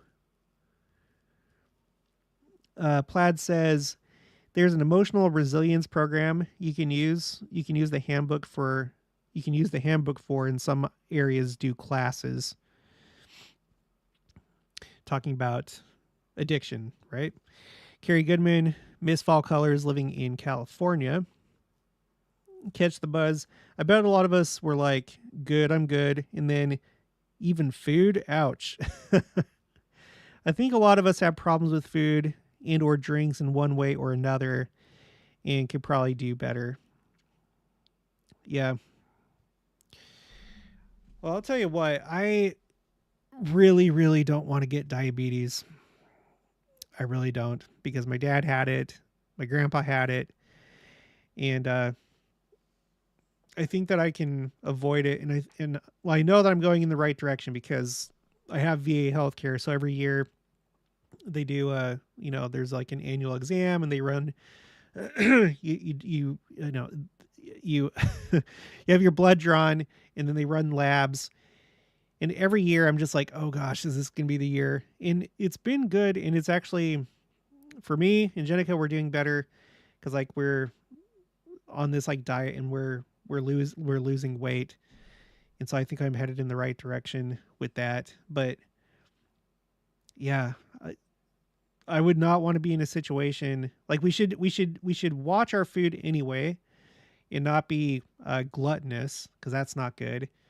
And look to the Savior rather than food for comfort and solace and stuff like that. But you really don't want to have a heart attack or high blood pressure or, all the things that are associated with obesity and not eating right. It's all fun and games until that happens, and then it's like, and that's what my dad passed away from, was from a heart attack, and I think that he could have prevented it, but he did not do very good when it came to food. Lenita Wickle, I thought the dog parks in Utah were good until I got to Wisconsin. Then I saw actually good ones. Shirley the Haystack, in Australia, we do fast February and dry July for giving up alcohol. I substitute other habits, just stopped PC games. Camille, thanks again for all the time and videos you put out. Hope the best for those home issues to be resolved. Best to your wife, to you, your wife, and family. Thank you, Camille. I know things are going to work out. I guess that's like another part of it, is like having hope and knowing that things will work out. And I guess what I mean by that, and I'm sure you all already know, just looking at my own life, there have been times where I felt like things were not going to work out, where I could not see past a certain, roadblock or fork in the road, some obstacle, where it's just like, for example, in our early marriage, I had to work some pretty crappy jobs. One of them was working for a credit card company, and working in the worst department possible in that company, which was like the cancellation department for like the little financial protection services that they offer, like identity theft protection and payment protection and stuff like that. And it was the most intense place that I ever worked, because it was just like call after call after call, and you had to constantly be trying to get people to keep these stupid products. And it was exhausting. In other departments that I had worked, there were sometimes like breaks in between calls, and you could kind of like catch your breath, but not here. You sign in and boom, nonstop for 8 hours, call after call, people wanting to cancel these products and you trying to convince them to keep them. And then on top of that, having to do a good job, because a lot of your pay was based on that like commission from saving the cancellation. So that was a time in my life where I could not enjoy the weekends. As soon as I got off work on Friday, there was a clock, like a countdown clock that started in my head, and I was like, "Oh, now the weekend is a quarter of the way through. I only get to do this 3 more times, then it's back to the phones. Oh, now it's halfway through. Now I just get 1 more of these, and then it's back to the phones." It was the worst time one of the worst times in my life, and I could not see past it. But the time came where something opened up, and ironically I was able to go from the worst place to the best place within that company. So, but I look back on that, and it was I'm glad that I have that experience, because now I can contrast that to now, and I'm just so grateful that that's not my life right now. Something did work out. Plaid, it was the Jello salads and trust in the prayers at all the potlucks in the 80s that got us to the point of food obsessed culture in the church. Yeah. In my ward, we put on some pretty good linger-longers when it comes to the food. It's pretty good here. Greg Brown, there's a find a relative near me feature on the Family Search app. It would be cool if a developer could have those connected by a live stream, could hit search and see how we might be connected. Yeah, that's true. There's one thing I'll say about that, though. We did it here in my ward, and I think some people maybe didn't realize just how far how much of a distance there actually was between us. Like when it says like, oh, this is your, you know, fifth or sixth cousin or whatever. Because you know, if you do family history, and hopefully we all do, and you play around on your family tree, you start to realize that the distances can get pretty wide pretty fast. Like as you go through the generations and, you know, different branches of whoever's tree, you know, like BYU has a website or an app or whatever. Maybe you've played around with it where using your family search tree, they'll show you how you're related to, say, King Charles or Prince Henry or whatever. And on mine, it was like, oh, Prince Henry is your 11th cousin or something like that. And so that just shows you like just how far removed they actually are. It's like really far removed. But so it, to me, I'm only really interested if it's like first or second or maybe third cousins. Beyond that, it starts to kind of get into just like stranger territory where it's like you might as well just be a stranger. That's just me though. The haystack thinks I've overcome many other true addictions, but I suppose I'm viewing addiction as not maintaining a healthy diet. Yeah, well, we got to take care of our bodies. Easier said than done, but we got to do it. Rebecca Sorensen, I've only lived in Las Vegas, Nevada, born and raised. I don't know anything else. I know a Rebecca from Vegas, and I love Vegas. That's where my brother and sister-in-law live. I was hoping to go there this year, actually, but it didn't work out because everything kept breaking on our property and on our car and everything else, but it's fine. Maybe I'll make it there next year, unless the second coming happens. And once that happens, I think most of Vegas is going to be gone anyway. But I would like to see the Sphere. If you guys didn't know, Vegas has a new like building auditorium thing called the Sphere, and it's really cool. Let's see. Let's go to. Well, let's just do this. So it's a building where it's, you know, the top part of it is, it looks like a sphere, and using projectors they project these like images onto it or inside of it. Well, but I know that inside, like they like have concerts and stuff like that, and it's like really cool looking. Have you been to the Sphere? Where'd she go? The person that said that you're from Vegas, have you been to the Sphere? Rebecca Sorensen. So I want to see this sometime. So cool. Okay. Anyway. Bob Smith, keep it up. I was up to 250 and I'm down to 195, trying to get to 170. Oh, well, you and me both. That's what I like. To get into the Army, I had to be, I think, like 176. And I would like to get back down to that. After basic training, I'd gotten down to 155. And that would be ideal, but I doubt that's going to happen. But Teresa Lane, looking Doctrine and Covenants 89 to know the healthiest way to eat, and such awesome blessings for doing so. I agree. We had kind of cut back on the meat on the meat.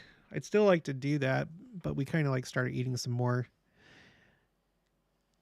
And I still kind of like the idea at some point, if the second coming doesn't happen first, I still like the idea of raising a cow and getting it butchered, like having our own beef. Haven't had that experience yet. We've sold all of our cows. we've processed our own chickens, and that's good. Very saturated in flavor. I'm gonna process the turkey for Thanksgiving. What? I'm gonna process the turkey for Thanksgiving. That's Susie's Oh, house. oh yeah, oh yeah, that's right.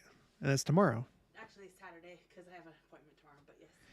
On Saturday, Jenica's going to a sister in the ward, her house, and she's giving us a turkey. They're gonna process a turkey. So this will be the first time that we have like a fresh turkey. We've owned turkeys, and that was my original intent, was to butcher one of them, but we ended up selling them because we just didn't get to that point. It's been a whole fiasco, this entire chicken big business here.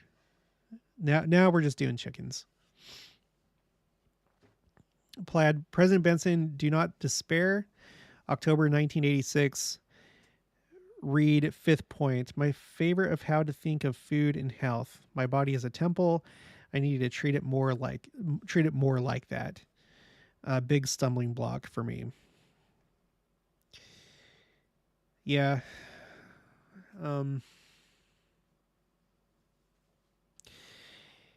It's just hard, because there are so many enticing foods out there, in junk food. It's hard. It's hard.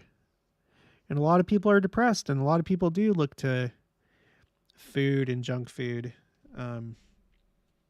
as like comfort foods. And I think that's okay sometimes, but not when it's like every day. Got to make some kind of change.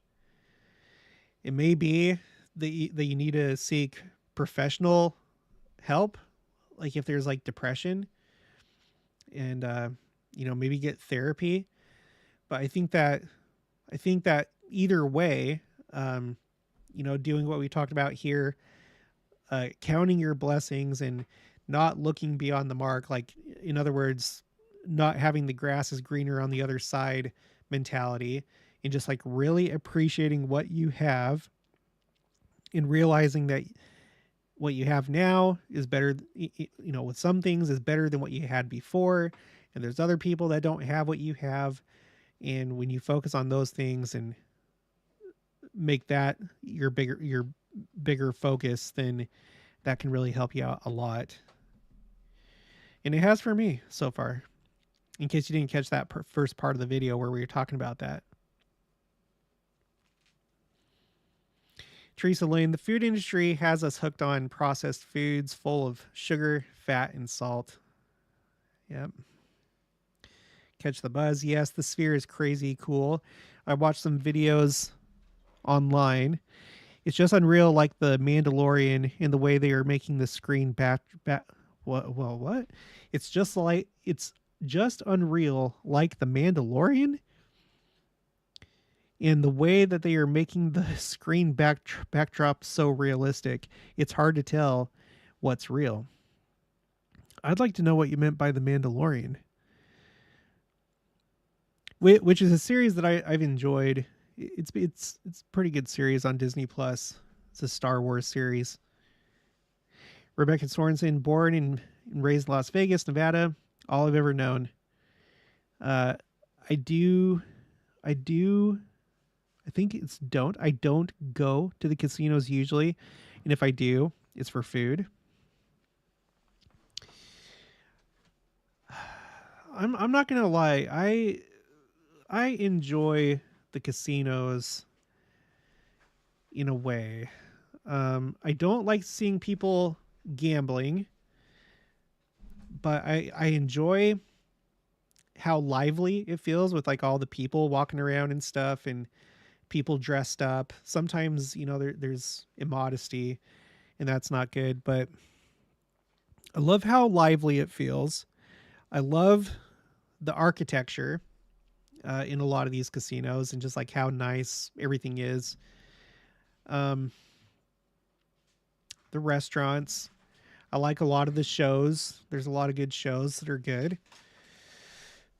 But yeah, I talked to my sister-in-law, about how often she goes to the Strip, and she's like, well, it's just like when you live in Salt Lake, like how often do you go to Temple Square. Like you go there sometimes, but if you're a local, not so much.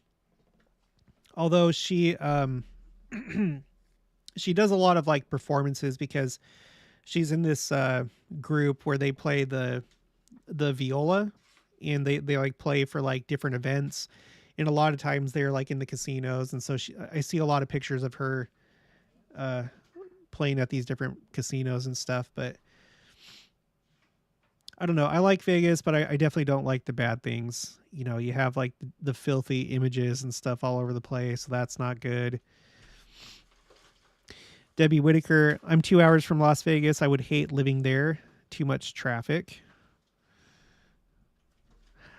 I've never found the traffic too bad in Vegas. I've been there many, many different times, both during the week and different hours on the weekend.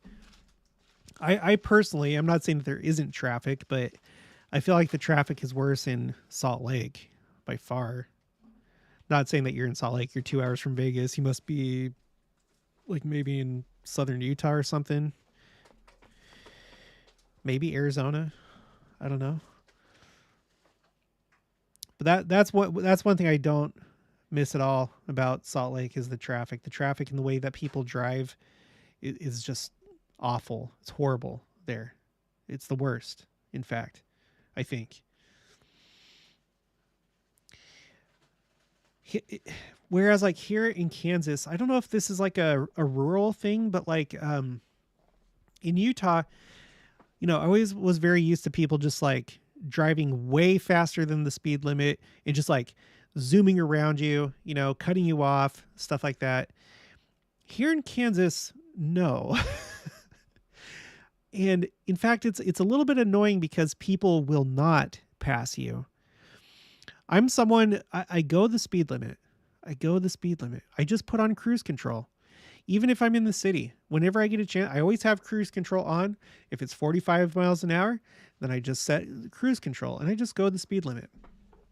I feel like it's important to try to do your best.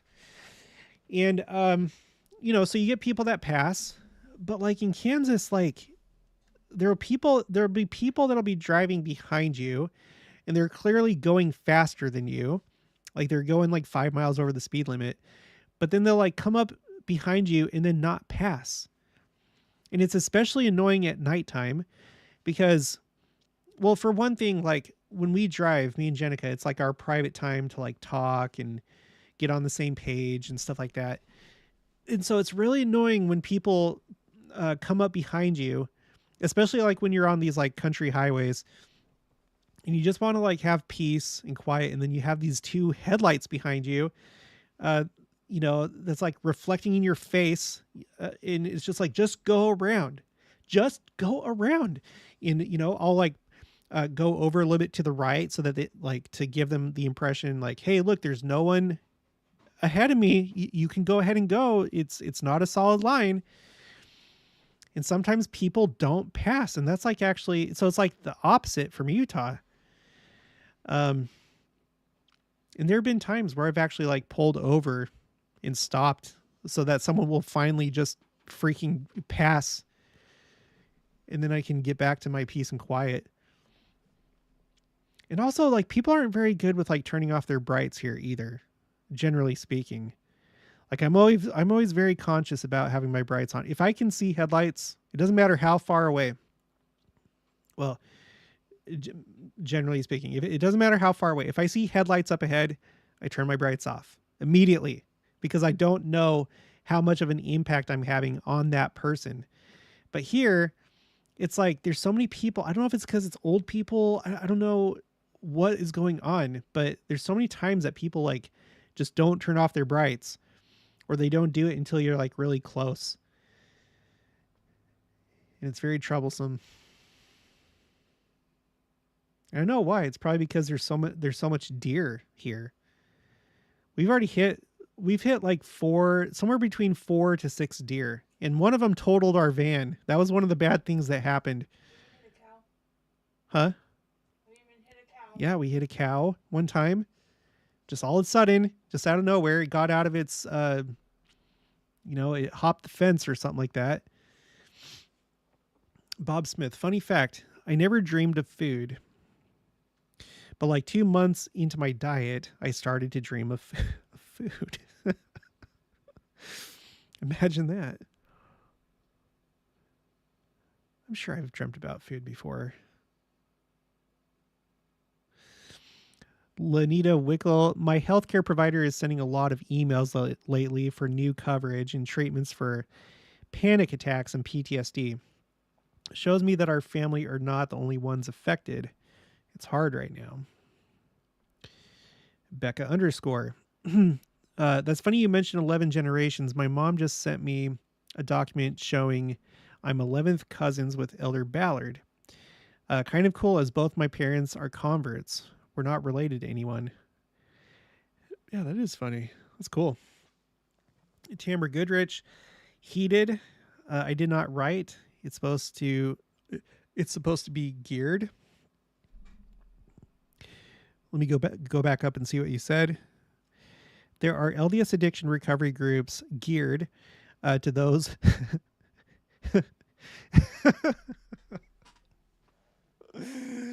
I'm so glad that you originally put heated though, because it says heated to those with food addictions. Good, so that they're like the right temperature, because the people are so addicted to food. They're like, you have to prepare recovery groups for them to eat, and then they start realizing, oh wait, this is wrong. Just kidding. Geared to those with food addictions, which is very helpful. Lisa Bazell, I'm from Idaho Falls. September Menzia, I love the background. Beautiful tree. Thank you. We got that from Walmart. And the Christmas village over here, we would have it lit up, but we have to buy new bulbs. Like we have like a string of like light bulbs that are for Christmas villages. And that windmill is broken, apparently. Got it from Lowe's. It was, not cheap. Guess we're going to have to buy another one.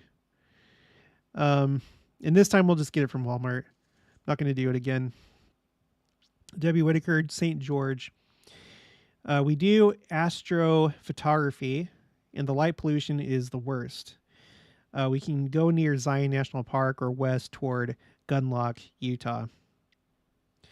I found out that Kansas is actually really good as far as astrophotography goes. I bought a telephoto lens from a guy on Facebook Marketplace, and he was all into that stuff. And he said that there's like a place here that's like actually really famous for doing astrophotography. Catch the buzz. The backdrop is all a screen. No set. Okay. The backdrop. Okay. We're talking about the sphere. The backdrop is all a screen. No set, really, just props. They are inside a domed room. It's so realistic, the creators said that sometimes they will get startled by steam or something that they CGI'd. That's so cool. I hope I get to go see that before the second coming. Debbie Whitaker, light pollution is bad in Las Vegas, I meant to say. Yeah, it's probably like one of the worst places for... that's going to be like one of the worst You have the Luxor, if you guys don't know what that is, it's the pyramid, the black pyramid that has that bright light that shoots out the top. And then you have now you have the sphere, which is super bright. And then just all the other lights from the strip.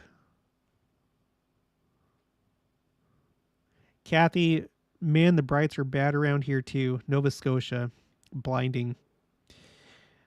I wish people were more conscious of their brights. Like seriously, it's so annoying. It's dark. You yourself are also concerned about hitting deer, and then you have somebody coming towards you that is blinding you. Cindy Norgren, deer go towards the light. Always turn off your brights when you see one. Someone from rural Utah told me that, and it actually works. It's funny because my daughter was actually telling us that like a month ago. She had watched like a video talking about that fact.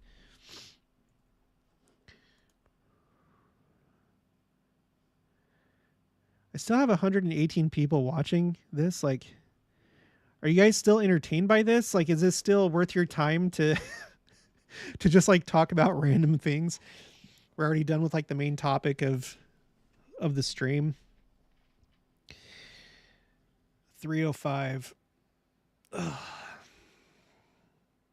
I need to do this next video.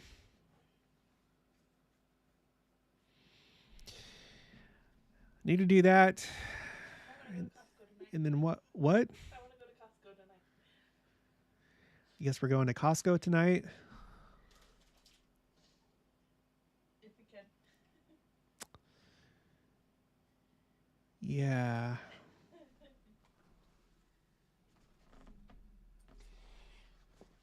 There's one thing that I really like during this time of year, how as the sun gets lower in the sky, like more towards the south, to me, the way it feels like to me, I don't know about you guys, but it feels like all day long feels like evening time. That's how I experience autumn and in winter, and it's like a very like comforting feeling to me. Like it feels, it has like a cozy feeling that all day long it feels like it's evening. I love it. I love this time of year.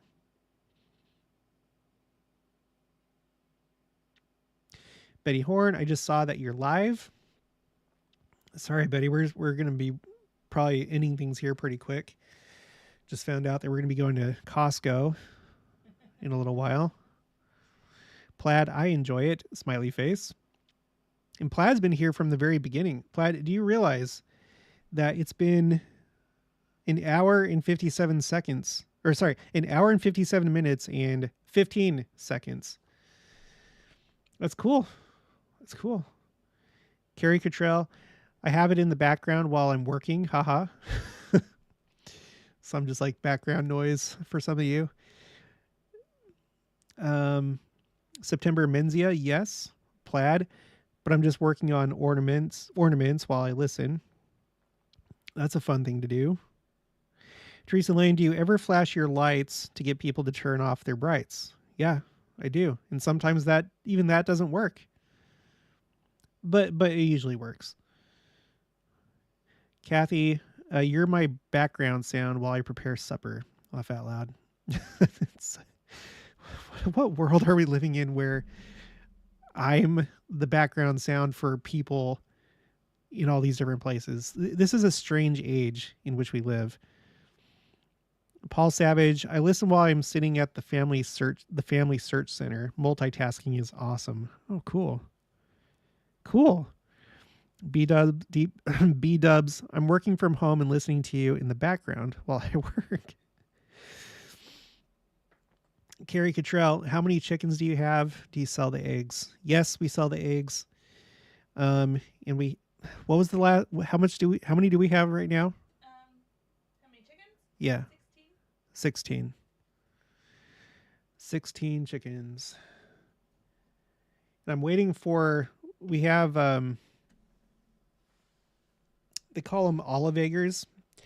That lay like greenish eggs. And then we also have a couple that should lay blue eggs. And I'm waiting for them to get just a little bit older because we haven't started to get those yet, right?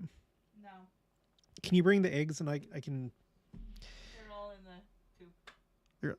Oh. And then Naomi hasn't collected in like 4 days. Would you want to go get them? Sorry. I'm sorry, everybody. They're just white and pink. Anyway, we're trying to get, all the different colors of eggs. Ever since we started with chickens, I've been keeping my eye out for this breed called Cuckoo Marins, and they lay dark brown eggs, like chocolatey colored eggs. Still haven't found one of those. I've had all the other colors, but if I ever see one of those, I don't care what our money situation is. I'm going to grab one. because I want those dark eggs. Plaid, let your wife join you or even take over sometime. Could be fun. She never wants to, Plaid. She doesn't want to. Do you want to come say hi? No, that's okay. Huh? Yeah. Bob Smith, sure. I would listen to you all day. All right. Hi, everyone. See, I'm at a loss of what to say. This is why I'd be totally embarrassed. You would just be listening to nothing. I don't know what to say. Hi. Here, respond to Jen Stevens. Just Hi, Jen. I love Costco. Have fun. I joined too late as well, I guess. Just saw you were live. We love Costco, and we especially, it's kind of gotten a little different as we get older. We don't really like crowds, but we like going this time of year because it's the Christmas season and everyone's in the Christmas spirit. A raccoon got one of our chickens last week. I was just looking up raccoon stuffed animals on Amazon. Yeah, we had a fox on our property the other day, and we always have raccoons on our property. We just had one at the door just a couple days ago. It was crazy, but they eat our cat food. Yeah. Do you have any special insights? Me? If you're talking to me, no. I don't have any special insights. Well, the President Nelson thing with 99. Oh, yeah. The 99 with President Nelson, his age 99 and the turning 100. I had thought of that and shared it with Jared. Most of my insights, Jared and I talk about, and he'll share some things on the channel that we discuss together. And I don't have anything new that I could add now because, like I said, we talk about everything. And, yeah. So you hear all my thoughts through Jared. And, like I said, I would join in sometimes, but I'd rather just be in the background, and I wouldn't even know what to do a video on, but I'll join in sometimes and say hi. I just don't want to interrupt Jared's videos. But hi to you all. I love hearing all of your comments. I love it when he does live streams and I get to hear what you guys say, and I read your comments sometimes with Jared, and that's really fun. And sometimes it's me responding for him. Yeah, so hi.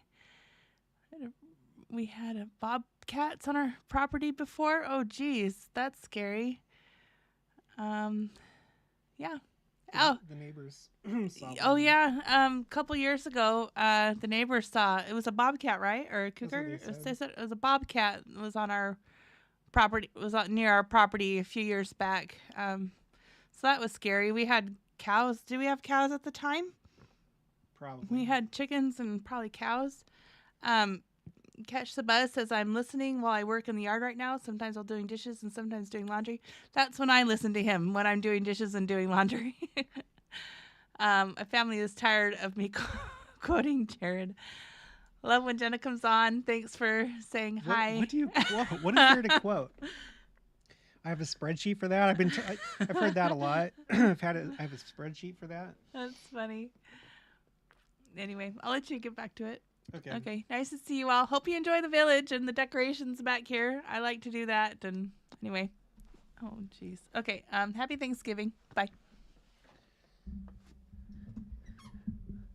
Like, seriously, what do you quote? What do I say that you quote?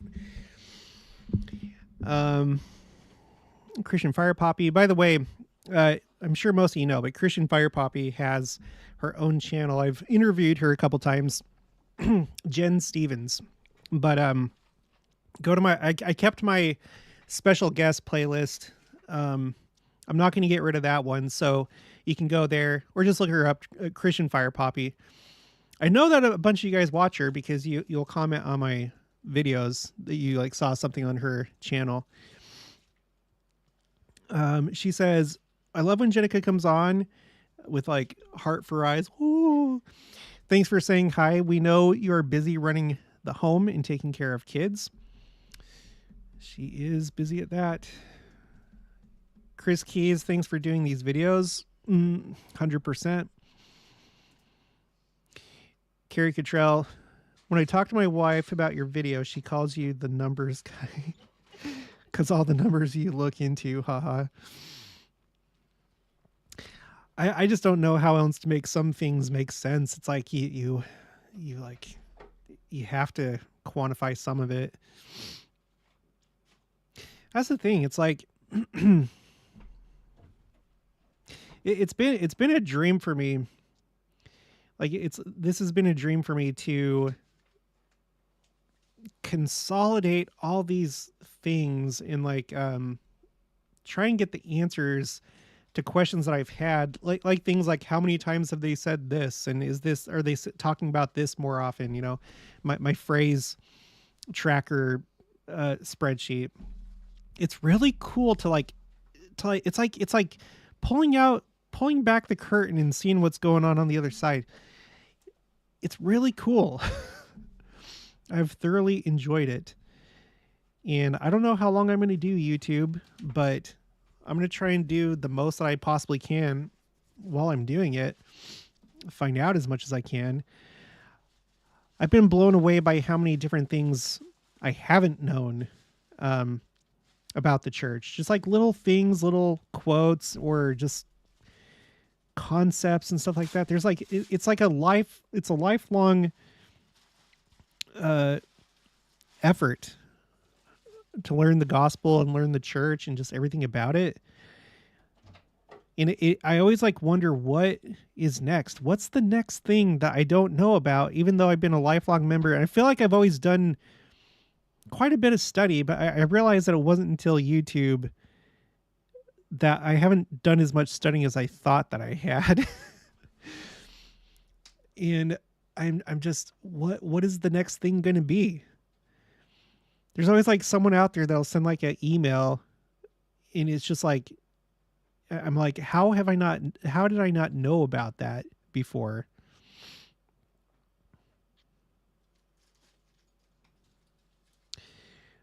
Plaid, where did both meet? What's your love story? I'll tell that. We met. Okay. Does she want to? No, go ahead. Okay. Hi, I'm going to tell that. Okay, so Jared and I met at the singles ward, and we became really good friends. We ended up becoming best friends, and we talked about dating before he left on his mission, but it ended up not really working out because he was going on a mission, and he left, and I dated other guys, just, because I figured that was the smart thing to do, and I wrote him all through his mission, and as he was gone, I compared all these guys, not on purpose, but compared all these guys I was dating to Jared, and I was like, you know what? I really like Jared, and I really want to be with him. So we wrote, and we ended up setting tapes back and forth, and that was really fun, and I think we ended up falling in love while he was on his mission, and we decided we would date when he got home. So he got home, and we dated, and we're engaged 3 months later, and married just a few months after that at the Bountiful Temple. Yeah. Do you have anything you want to add? No, just that one thing that I like about our story is that we knew who the other person really was, like the true Jared and the true Jenica, not the dating Jared or the dating Jenica. And so that's why I felt confident in proposing to her, because we had already known each other for a long time, had plenty of time to assess red flags, and there really weren't any, there weren't any. And so I knew that it was a good idea, prayed about it, of course, but it was good, because I did not want to like spend all this time dating people. Dating was fun. I dated a lot before my mission, dated plenty. But I realized that it was going to get really old really fast. And I just wanted to start my family. And so everything worked out. So recently we just celebrated our 17th wedding anniversary. So it has been good.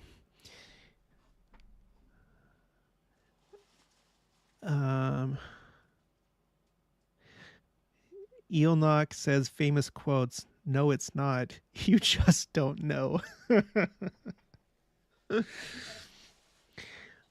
I'll tell you what, though, I'm surprised by how many people will just like say things in such a matter of factly way.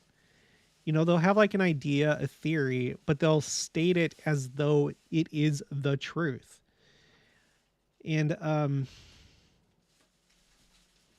my standard is I wait until somebody in authority says yes, this prophecy has been fulfilled. Like, I'm okay being like, you know what, I really think that this is it. This is the prophecy. I think it's being fulfilled.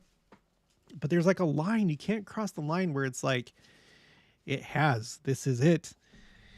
So anyway, Tamara Goodrich, that was fun, Jenica. Kathy, thanks, Jenica. Great seeing you. Teresa Lane, I'm doing her 21-day challenge, Christian Fire Poppy. So there's a subscriber of Christian Fire Poppy.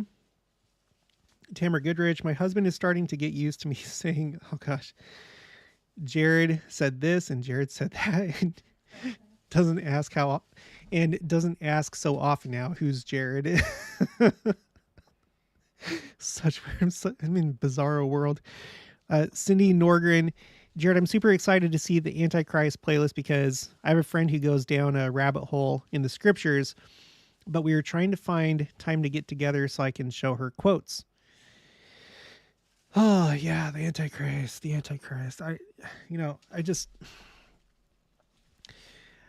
I feel like if there's like a big prophecy, but the church doesn't teach it, you know, you never heard it taught anywhere in church, then you might want to investigate it a little bit more. And I don't know. All I can do is put together. I've already put together like all the quotes on the common misconceptions spreadsheet. Not everybody can access that. I had an Antichrist playlist, but it was composed of all my usual videos that go for an hour. And I realized that I need to, like, the next phase of my channel is to do playlists that are made up of shorter episodes that just get straight. I know that I go off on tangents and I kind of like think about things out loud, and I'm going to continue to do that. That's my style. Some people like that, some people don't. But I think that at this point, I've gathered enough stuff, like solid research sources, where I can put together like these series, these playlists. So you can just go one thing by one thing. Each one will be on a very specific topic or a quote, and just hopefully it'll make things clear. I don't know, but good. I hope that you enjoy the playlist, and I don't know how long it's going to be. It'll go as long as I have stuff to share in regards to that topic. Teresa Lane, Jenica is so cute and seems very genuine, as well as you, Jared. Everyone, thank you. Thank you. And she says thank you too. Yeah, genuine. Genuine is key. I will not do anything that's not genuine. If there's somebody that's not genuine, I keep my distance. I don't completely cut them off, but I'm careful with that person. Shirley, just wanted to know are President Benson, Monson, and Nelson bookends? I don't know. I could see that in a sense because President Benson talked so much about the second coming and the rising generation, and talked a lot about secret combinations and stuff. And then now we have President Nelson, who's talked even more about the second coming. So I don't know, maybe.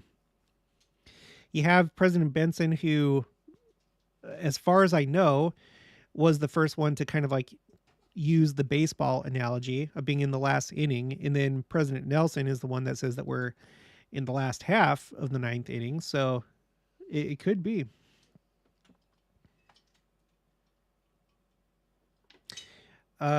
Yes, I think you did miss Jenica. You did miss Jenica Betty Horn, but she's right there.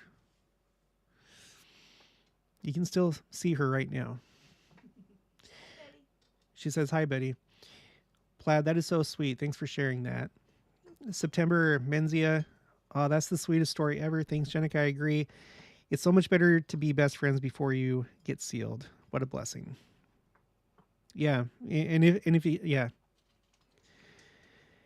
I really feel like, you know, dating is such a critical, I feel like it's really critical. Everyone's different. You know, we have Isaac and Rebecca that did not date. It was like an arranged marriage, basically, and it works out. There's things like that that do work out, but I really think that you need to choose wisely who you marry and look for the red flags of toxicity, because if you don't, you're getting into something very serious, and it's lifelong, you know, especially if you're sealed. And because like I don't want to go down that whole thing.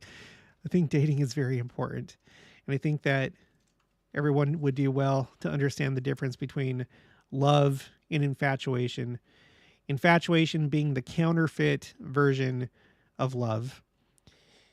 Infatuation being fast, physical, a lot of like fantasy and idealization, like, oh, we're soulmates, or oh, we are perfect for each other in every single way. I remember this one guy when I was in high school. I was on the wrestling team. I was a freshman and he was a senior, and he got married while he was in high school. And I asked him questions and stuff, and he went down this like list of like how him and his new wife, they had all the same likes. And I put it to the test. I was like, what's your favorite cereal? What's your favorite movie? What's your favorite song? And he was claiming that they matched up perfectly. And only Heavenly Father knows, but I doubt that they were so in sync. I think what happened there was probably infatuation. So there's just these things that are not good. They're not good. Now people can change over time, but generally I think you should avoid people that are infatuated. Debbie Whitaker, how many kids do you have, Jared? We have 3. Wish we had more. Hope that maybe you can have some more in the millennium. Carrie Cottrell, we are expecting our first child, a girl, in May 2024. Hopefully, she'll be a millennial child. That's what I'm hoping.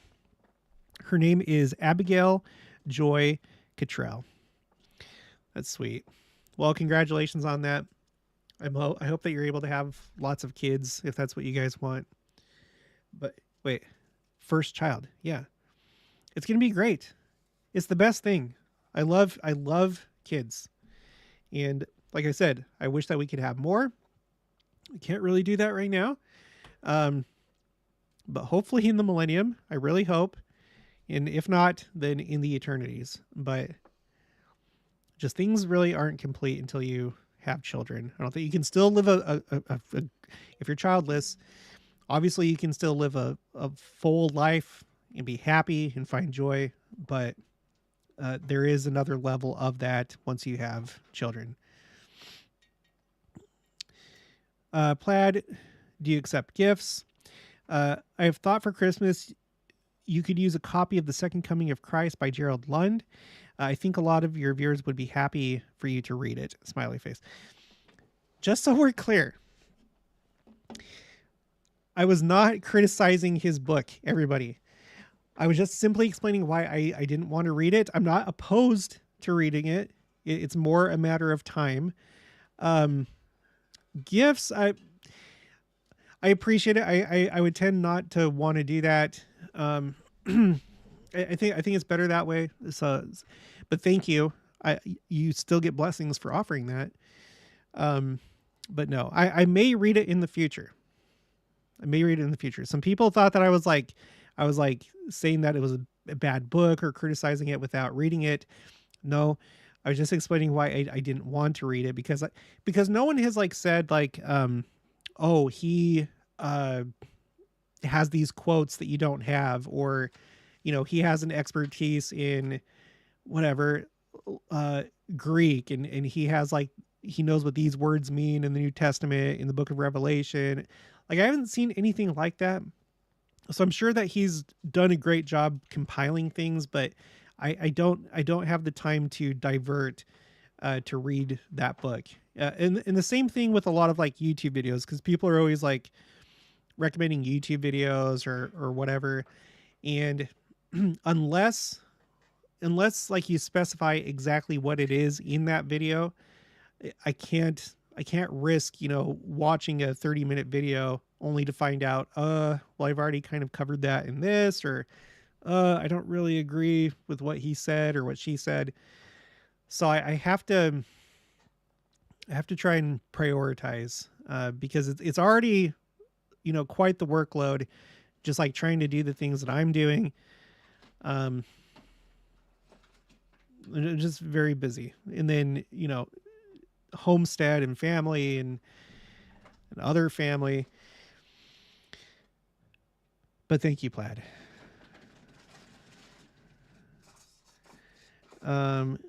Christian Fire Poppy at Teresa. Awesome. Hope it's going well. For me, the fasting part is difficult, but the temple time is wonderful.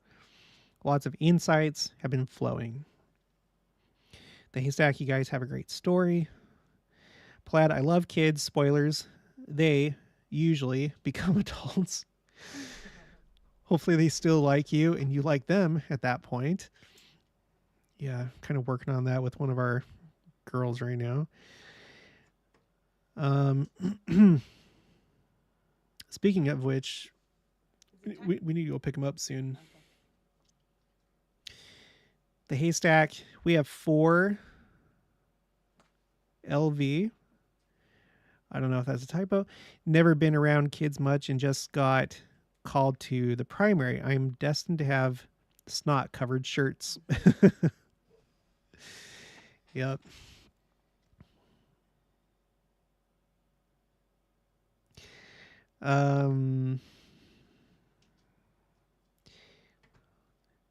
Plaid, President Nelson's new book is great. It's mostly a compilation of talks he's given over time, but a little background too.